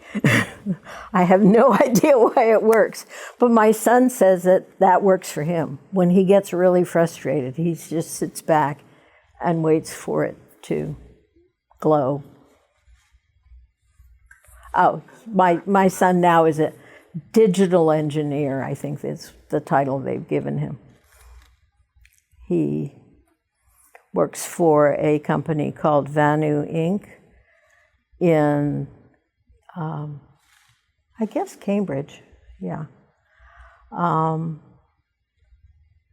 And he writes the code to connect the machine to where the software engineer can see it. Does that make sense? And back in the PCC and homebrew days, there are a lot of people with huge visions for the future of computing and an interest in it. Did you buy into that? I mean, how were you excited by what computing could become? Did you believe some of the optimistic things? Yeah, I believed it. I believed it all along. I'm not particularly interested in it. I don't have a cell phone. That's a lie, but I don't have a cell phone. I don't care. I can ignore the phone on the wall when it rings. Yeah, I worry that people have bought into it so much that when the power grid goes down, and it will, they're at a loss. Right, but back in those early days of the PC, I mean, it made sense, though. Yeah, it all makes sense. Yeah, I think that. And John, you might want to, I think, in your notes to ask whether she visited Sale and Park and some of the other places.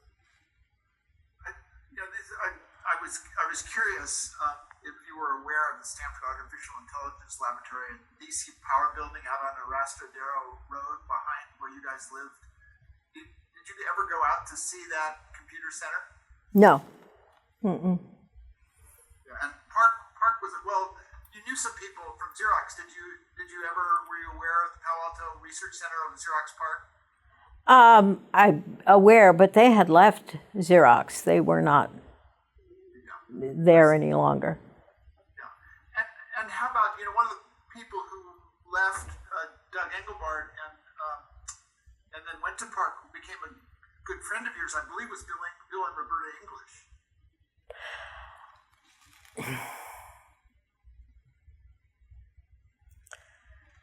I would say that they were mostly Stuart's friends. I don't. I will go ahead and say the first computer that I saw was at the Bureau of Standards when I was a Girl Scout, maybe 8 years old, and they had this huge room and this wall of glass with tubes, and the guy went over and he walked. It was very hot in there. And this was early air conditioning. There was not a lot of huge buildings that were air conditioned. He went in and pulled a tube, and it played Daisy. It played a tune anyway, just by pulling a tube. That was my first introduction to computers. So the computer teacher now, who I'm at the school, I no longer sub there, the head of the department teaching programming had been my daughter's music teacher in the 7th grade. That first computer you seen was probably either an IBM or a UNIVAC. This is probably a UNIVAC. No, well, I don't know. It's Bureau of Standards, so I don't know. I did see a UNIVAC computer, though, on a street when I was walking on a street downtown and looking through. They had it out there. And when I started work at Center for Naval Analysis, there was one evening that we got computer time, and it was a rush. Got computer time at David Taylor Model Basin, and my boss was insistent that we go out there. And I said, why? And he said, well, to watch the computer run. And I'm going, nothing to see. Lights flash. It's really no point. What you want is the output. You don't care. I like watching grass grow. This is good. Mark, I think I'm done. Are you? I did want to ask a bit during the period toward the end of the time you were I guess middle of the time you're in the Bay Area. I mean, there's American Indian movement, occupation of Alcatraz, a lot of activism, politics. Did you feel that? Did you identify with what was going on? Participate? It's always nice to think that Indians all see the same things. My kids have gone to what we call the American Indian Education Program here in Montgomery County, Maryland. They're school-age kids that live and go to public school in the county. We have regular events for the kids. My kids no longer belong, so. But I still go to them and see the people I'm friendly with. But Indians can be very tribalistic. And when you talk about having tribalistics, and Indians always identify themselves by their tribes first, they don't always get along. And it's nothing more than, I don't happen to like the way your eyebrow looks kind of thing. It's kind of silly, but a lot, maybe because the history is not that far along. My mother told me a story, my mother who was born in 1914, told me a story about her grandmother who was born in 1880, something like that, yeah, maybe 1860. Traveling up near Michilimackinac, where the bridge is now, traveling in a canoe and having to be very quiet because there were some Hurons there. Now, presumably, it's probably very much like being in New York City and not wanting to walk down a particular street because you're not whatever.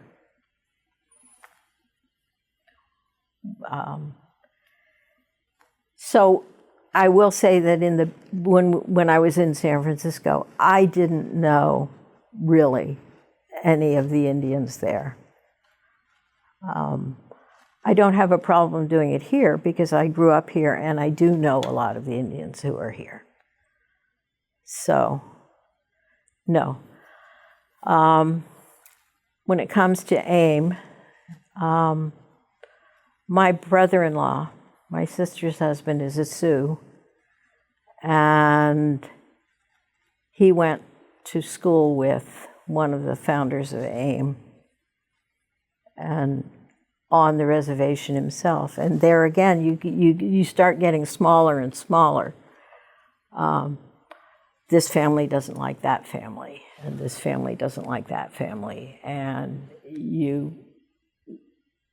if you get into the wrong place and identify yourself with the wrong family, things can become unpleasant, distant maybe, rather than, anything physical.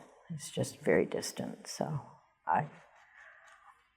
I will admit that I just kind of keep all of that at a distance, because even in my own tribe, I had a woman when we were up there, and I will admit that this was in high school, when I was in high school, and a woman came up to me and she said, "You have a very nice outfit, but these kids are real Indians."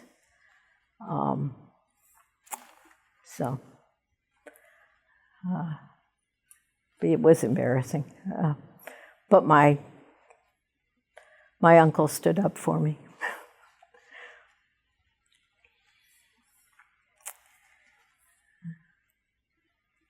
So. I think you had said to John something about the way you identify among whites as Indian, among Indians as tribe. And then when you're within the tribe, then you identify with your family. We did that. We had actually 2 years ago when I went with my son and daughter-in-law and grandsons to South Dakota, visit my sister. My sister has a buffalo ranch.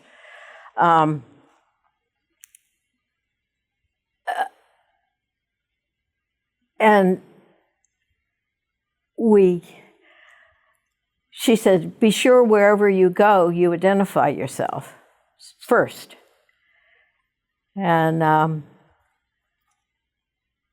we identified ourselves to one woman, and she said she didn't know any black feathers. I don't know any black feathers. And then we saw her again, and it turned out that one of my sister-in-laws is a black feather, and they were friends. So it was just kind of one of those kind of awkward situations where.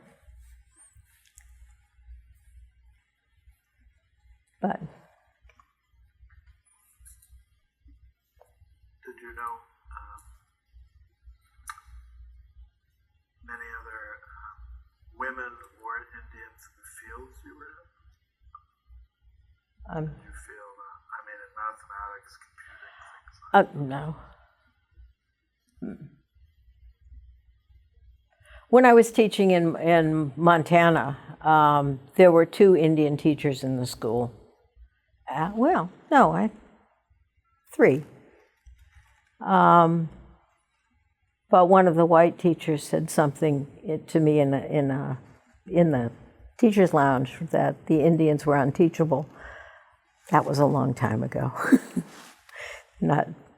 I presume that they've come a long way. Actually, they have come a long way. And it's just the whole society has made a big change. I am old enough to remember when they had a yellow line in the bus.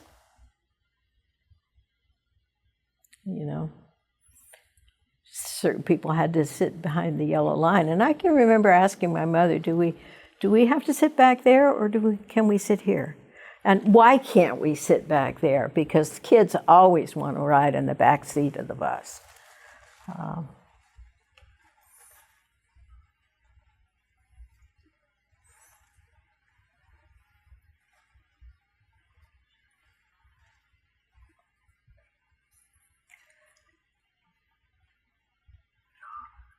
That's good. What didn't we ask, Lois? Did we miss something particularly in the computing stuff from the 70s? Is there anything that we didn't cover? Just fun anecdotes. Yeah,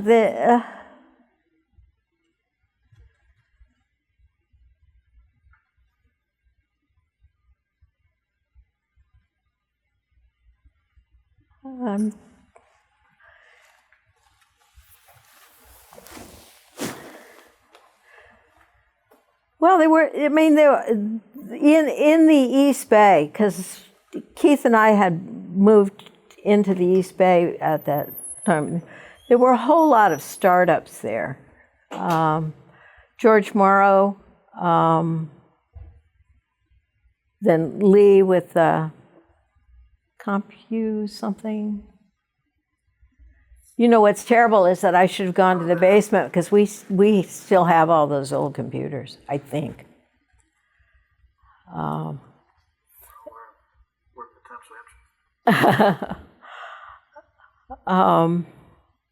potentially interested. Actually, my son did take the Radio Shacks. Was it Model 3 or Model 100? Oh, my son had a model, an original, began with an A. It was a computer. Oh, an Altair. Yeah, he had an original Altair, and he sold it. Computers, we have quite a few, but documents. But it was funny, because when the guy he sold it to, he opened the cover, right, and all those signatures were in the inside. We didn't even know. But His first computer was a VIC-20. He was 5, and he had a little VIC-20, and I have a picture of him with the VIC-20 and a television. It was cute. So when did you move to the East Bay? We moved to the East Bay. It was the end of 75, early 76. Were you in Loma Mar before then? Yeah, Loma Mar is way out there. You were in the boonies. we were in the boonies, yes. We were, we were the cows. Actually, the guy we rented from had cattle. One of the cows got onto the road, managed to get a hit. The cow's name was Arnie. Arnie got hit by Cosmos Smilington, who was a purveyor of genuine Indian jewelry. We had a laugh. Genuine. He gave me his card, genuine Indian jewelry. And I thought, oh God. Let's see.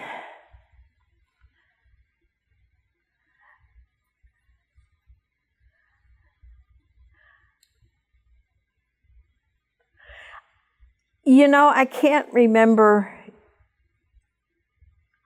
if Steve Dampierre, I remember him specifically. He was one who made all those false promises. What kind of promises? About the mouse and the robotic vacuum cleaner, and it was going to do all of these wonderful things. And I thought, only if you can do more than just have it play a tune, because his Fool on the Hill.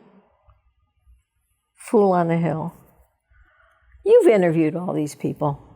Yeah, Dampierre is an interesting character because some people believe he's the one who took Bill Gates' copy of BASIC and gave it away to the homebrew club, but it's never been proven. It denies it. Yeah. Those meetings were kind of interesting because it was just all of these people milling around and Lee trying to make order. And I think that they were actually trying to make speakers. Now, we went to those. Keith, who really didn't know anything about what was going on, but saw a value for computers, and Bob Mullen, and Mac and I would go in, and we had a bottle of wine, and we sat up way at the top of the auditorium at Slack, watching these, 100 men down there, all vying for position and trying to learn how to do something. And I wonder how many of them, well, a lot of them, they did in fact go on. They took it somewhere. I don't think it was more like an octopus rather than a straight line, something. But that's reasonable for business. Those meetings were great fun because everybody liked to gossip. Is that what they were doing? Mac and I were just up there laughing at them. Yeah,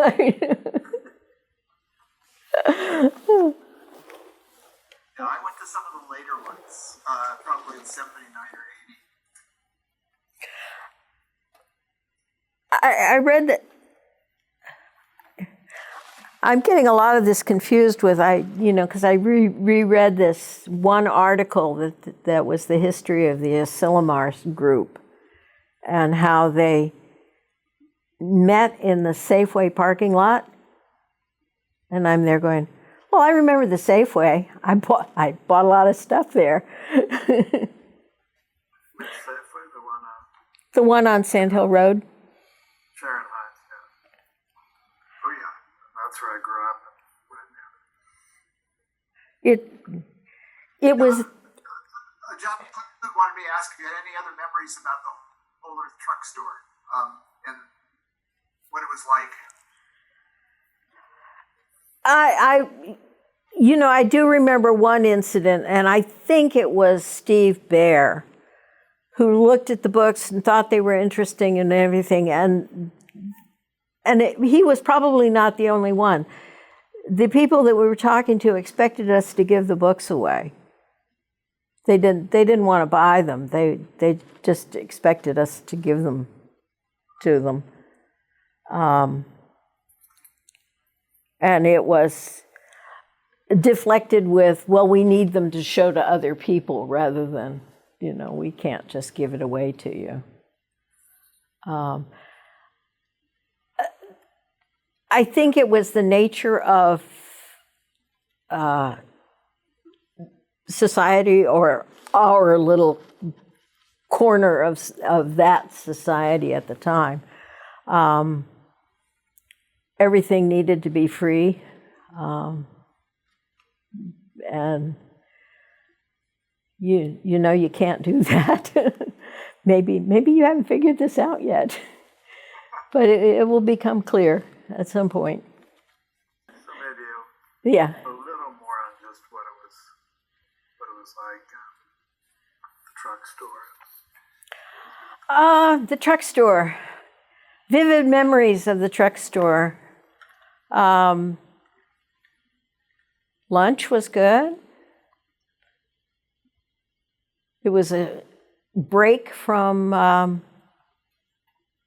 bookkeeping to go and sit in the front of the store while everybody was playing volleyball. It was a little bit of a downer when all of the dogs started coming in. And I was sitting at my desk, and I heard a dog, and I turned around and looked, and that dog pooped on the floor. And I'm there going, no more dogs. No, you can't bring your dogs anymore. Stuart and I didn't have a place to live, and he set up a parachute, and our room was a parachute. We had a bed in there. That was not so nice, but then that was taken over as the storeroom.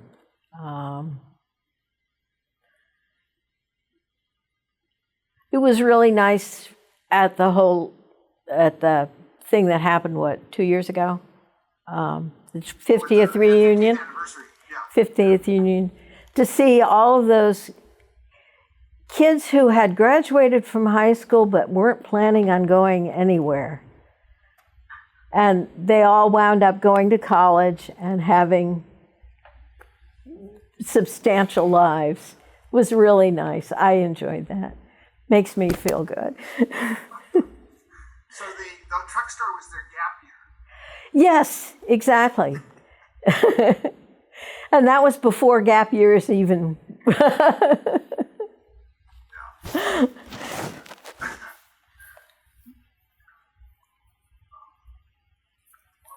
I just had coffee with Nelson Bonner.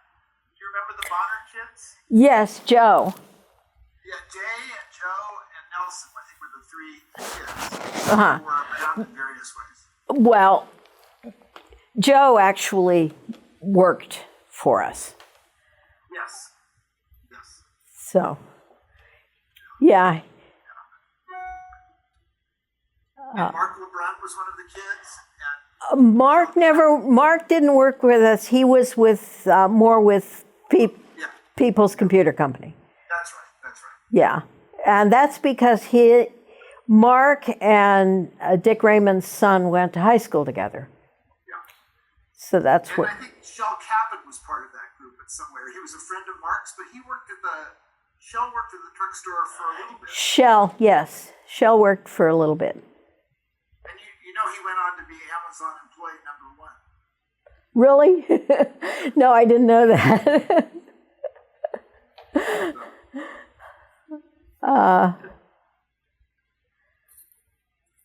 Were there any, maybe this would be more the PCC era, but contacts with Peninsula School and the Nuevas and the local alternative school?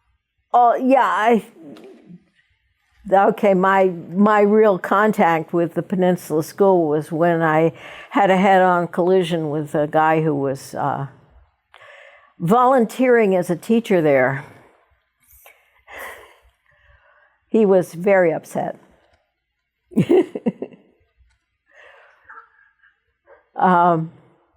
But that's, I don't know. I really didn't have a whole lot of contact with the school because it was mostly for me, bookkeeping,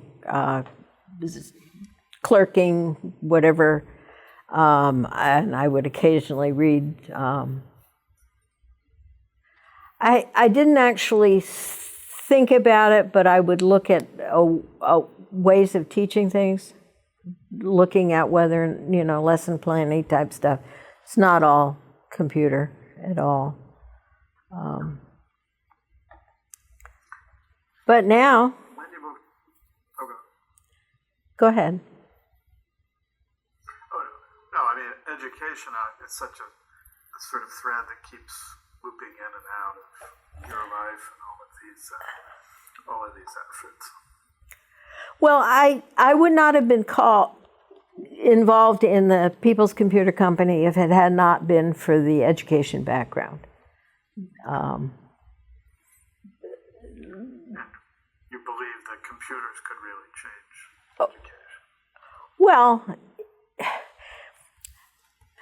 I'm not sure what most people think about education. Education tends to be, we are giving everybody a smattering of everything that's out there so you can pick and choose wherever it is you want to go.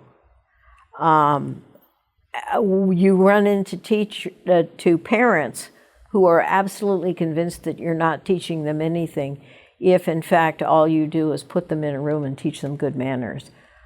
They don't see even that as a bit of education in a person's life. You don't know what it is that they're going to pick up and run with. And so when you moved to the East Bay, where did you move, and did you guys keep on going to homebrew after that? We kept on going. We moved to San Leandro, and we were 3 blocks from the Oakland line, so we were in North San Leandro. And we were by then close friends with Bob and Mac Mullen. Bob always wanted to go. Mac went with him. Keith and I went as well. So yes, we were also, Lee Felsenstein lived in Berkeley. The Morrows lived in Berkeley. Bill Godbout. Does Godbout come up in any of your things? He was a junk man. He had a junk place, several large buildings filled with old electronics. And so I guess he was an electronics dealer.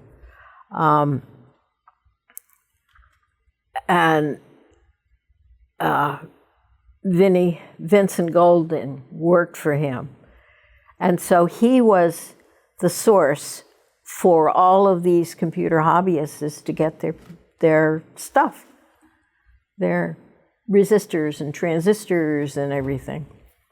And there was a Bill who jokingly sat around as living on old coffee and stale donuts. It was a joke. But it was a place where all of these people, and these were the hobbyists, the real hobbyist people, came through to get the parts to actually build their computers. What was the name? What was his name again? Godbout. Oh, G-O-D. yeah, Bill Godbout, of course, that's the name I was trying to think of. Yes, Godbout was this chain-smoking guy who had one of the early computer companies. Yes, he did.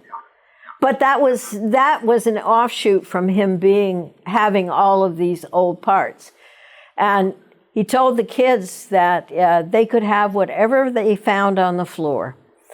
And this was, so it would usually be just a transistor or a resistor or something like that. But my daughter found a brass bell on the floor, and Bill wouldn't let her have it because it was, about 2 by 2 and weighed about 100 pounds. But he wouldn't let her have it. Yes, so it was Godbout Electronics, and then later it was CompuPro. Was the computer company that came out of his Really? hobby. Well, it wasn't Bill's. Bill's, I think he was mostly an electronics dealer. CompuPro really was his? I don't think. Yeah, well, it says, looking on Wikipedia now, it says he renamed the company CompuPro, and he worked with George Morrow to develop the S100 bus. Okay. And then George Morrow did his own machine.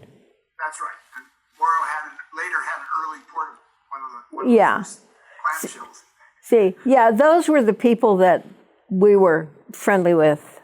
So, And where was the store? what? Bill's store in Oakland. I mean, they like In Oakland. No, he's talking about Godbout's store. And it was a huge old World War II, not a hangar. It was one of those temporary buildings. I know I went to high school in one of them at one point. But it was a long one. Was long, and he actually had 2 buildings out there, and it was near the airport, near the Oakland airport. I remember it. Haltech or That was on the other side. Haltech and Halted. right. Also Weird stuff. on the other side, yeah. True, that was all the other. Yeah, Bill Oh, go ahead. Bill died, but I do remember at one point we were watching TV, and Bill saw a banner on the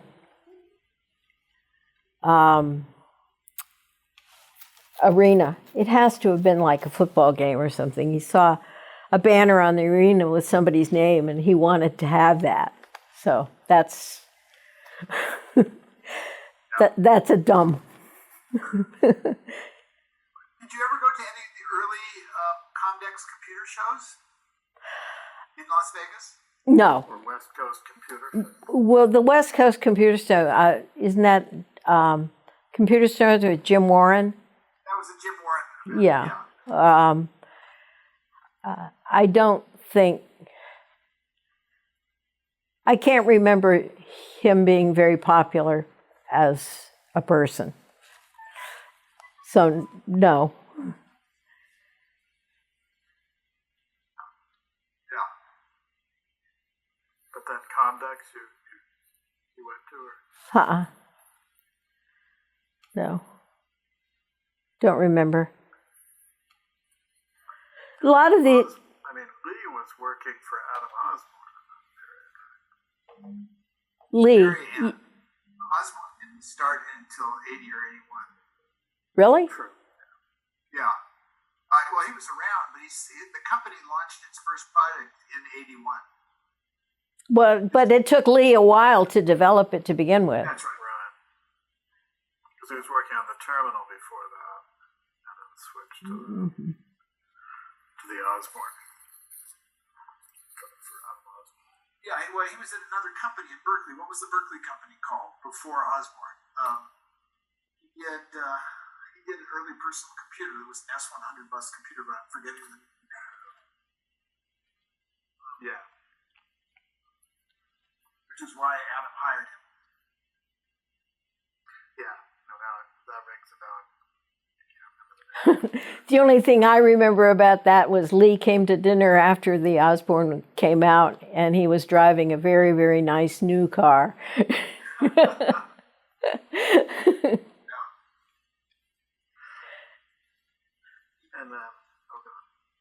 No, Lee almost got very rich because for a while Osborne was going to be this powerhouse, and then of course they collapsed, and Lee unfortunately never got really rich. Yeah, that's too bad. So you were in the East Bay for how long before? Till my mother died. She died in '87. And then you moved back. We moved back. Mm-hmm. And why did you move to the East Bay initially? From the Peninsula? We got evicted once again. We were living in Loma Mar, and our landlord's son was coming in and out of our house, and he stole several hundred silver dollars, which had belonged to the Pescadero Fire Department.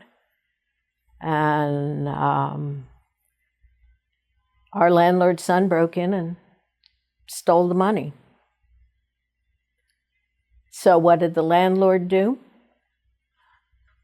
You accused my son of theft, and you need to move. So we bought a house. The Mullins lived in Castro Valley. So we bought a house.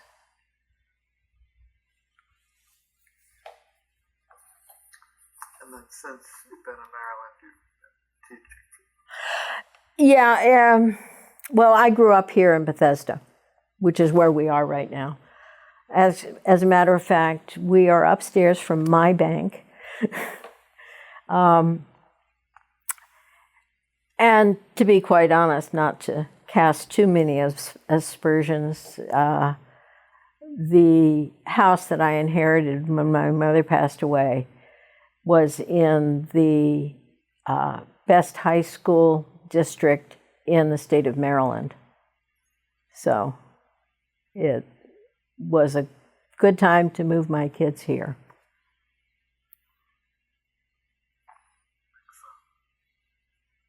How many kids? I have two, boy and a girl. The digital engineer who went to MIT, and his artist little sister who went to Tufts. So. And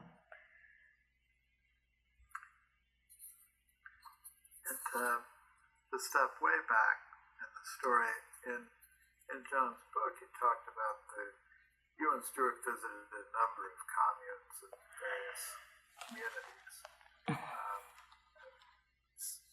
Are there any that particular?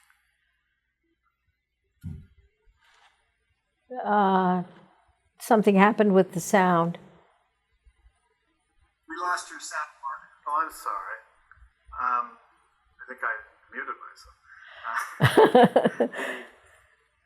I was asking you to step way back. So in John's book, he talks about how you and Stuart visited a number of communes, various back to the land places, and you had, I think, some mixed feelings about the way that they tended to structure themselves hierarchically. But you can just talk about some of those, impressions of communes you went to and some of those trips.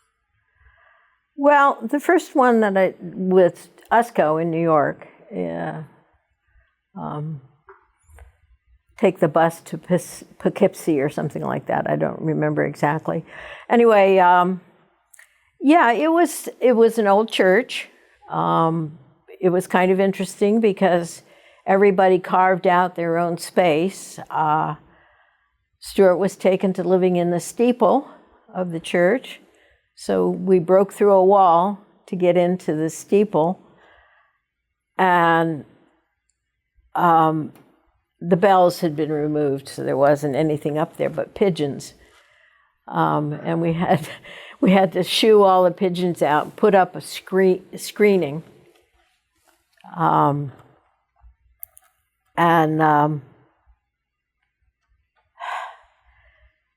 You know, in retrospect, we should have spent more time cleaning off the guano that was up there. And it was also a little disconcerting because we had to go through somebody else's living space to climb up through the hole that had been created. That was kind of weird. Then people had all kind of found a little place, a little niche to call their own. But there was a real hierarchy in how things were done. And if you were a woman, you must either clean or cook. And you could only cook if you were on top of the hierarchy, which meant it was kind of a first in, for, last out. So it was exactly how the other jobs were amongst the men and how they were sorted out, I really didn't pay much attention to. So I don't know exactly what that went to, but I talked with Gerd Stern, I guess it was about 7 years ago. And he said, that was really sexist, the way the whole thing was set up. And just that we're talking once again about just a change in society, the same way as true with racism and sexism in society. Now, Llama in New Mexico,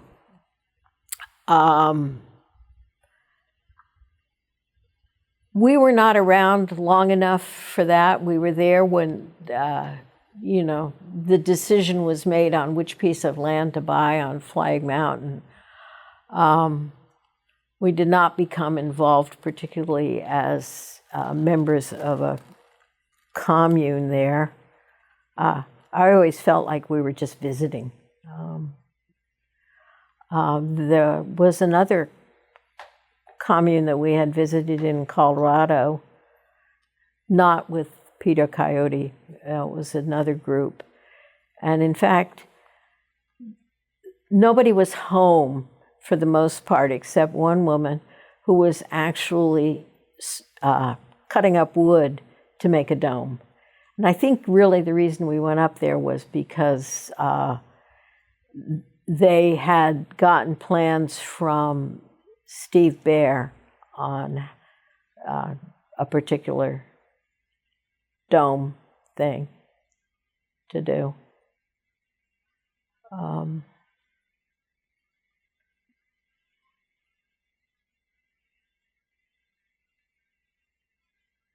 Other than that, I mean, I'm sure that what Stuart saw and what I saw were totally different. And, he probably got some important rabbit to follow. For me, it was more personal, where I kind of would, watch somebody and wonder, why are they so nervous? Because there were a lot of nervous women that we ran across. Why were they? Huh? And why were they? I don't know. I don't know why they were so nervous. But it sounds like both you and Stuart had a sort of attraction to country or really rural things, and also to cities, and kind of bounced back and forth in some ways. Well, I grew up in suburbia, but both of my parents had come from farmers. My father's and actually when I think about it, my father owned a farm in Pennsylvania, a dairy farm, which when he passed away went to my older brother. But there was a lot of, I mean, I always feel a little bit sorry whenever I walk up the street to the elementary school that the strawberry patch is gone, because they built houses on it. Same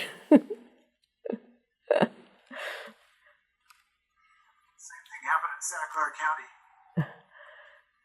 Sure did. Oh, I looked at a map thinking, and I was looking at a map and I'm there going, where did all these roads come from? They weren't there. It did change.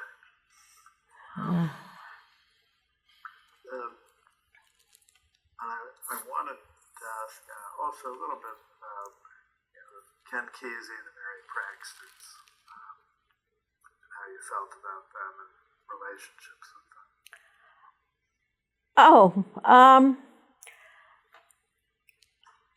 Well, I don't think I probably had more than a 10-word conversation with Ken, but he was a very interesting person to watch.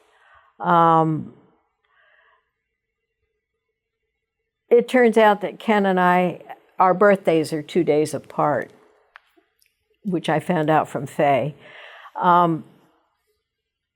So he's technically a Virgo, and Virgos tend to be much more introverted. Ken was definitely not introverted.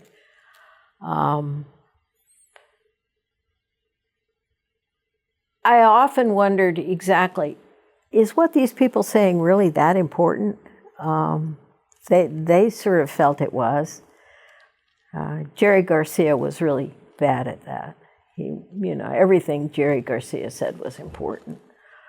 Or that was what he was exuding when he was saying things. When Ken was serious, he'd lower his voice, and it was really kind of like, when I think back on it, it's kind of godfatherish. He would ask you to do something, which was why Stuart and I went and picked up, think of his name, the author, Electrical Tom Wolfe. Yeah, Stuart and I were set by Ken Kesey to go and pick him up at the airport, which for me, it was interesting, because I got to sit and actually talk with him and have a conversation, which was separate from him trying to be important, although he was very low-key. But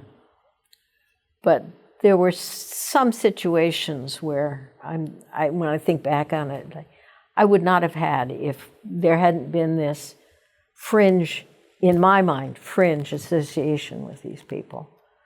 The other prankster that you came in contact with was Neil Cassidy. Neil. Yeah. Here in American culture. Neil was very interesting. Neil was on stage all the time, and if he didn't have an audience, he was totally at a loss. He just wandered around looking for who's going to see me, who's going to watch, who's going to do this.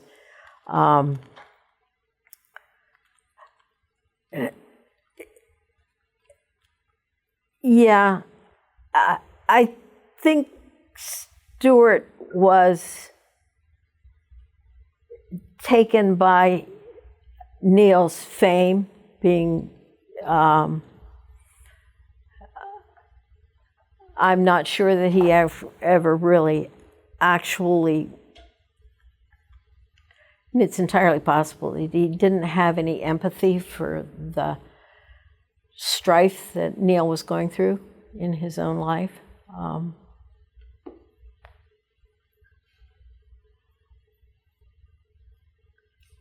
But there again, that's I would have never come in contact with him had it not been for this other stuff.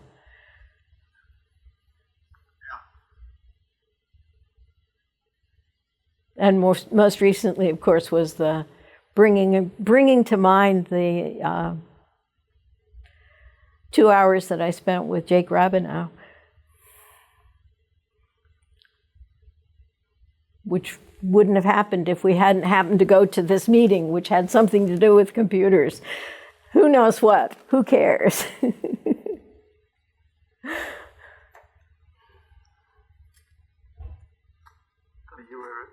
You lived in North Beach for a while, right? Yes, that was when we lived above Louis Fresher Fischer in the 3-room. And there was, sorry. But I mean, there was still plenty of interest in beats going on. Yeah, there was. That in the proximity to City Lights books. There again, I think a lot of the attraction too was City Lights book and Lawrence Ferlinghetti, whom I never met, but was good friends with Shig, the guy who really kind of ran the bookstore.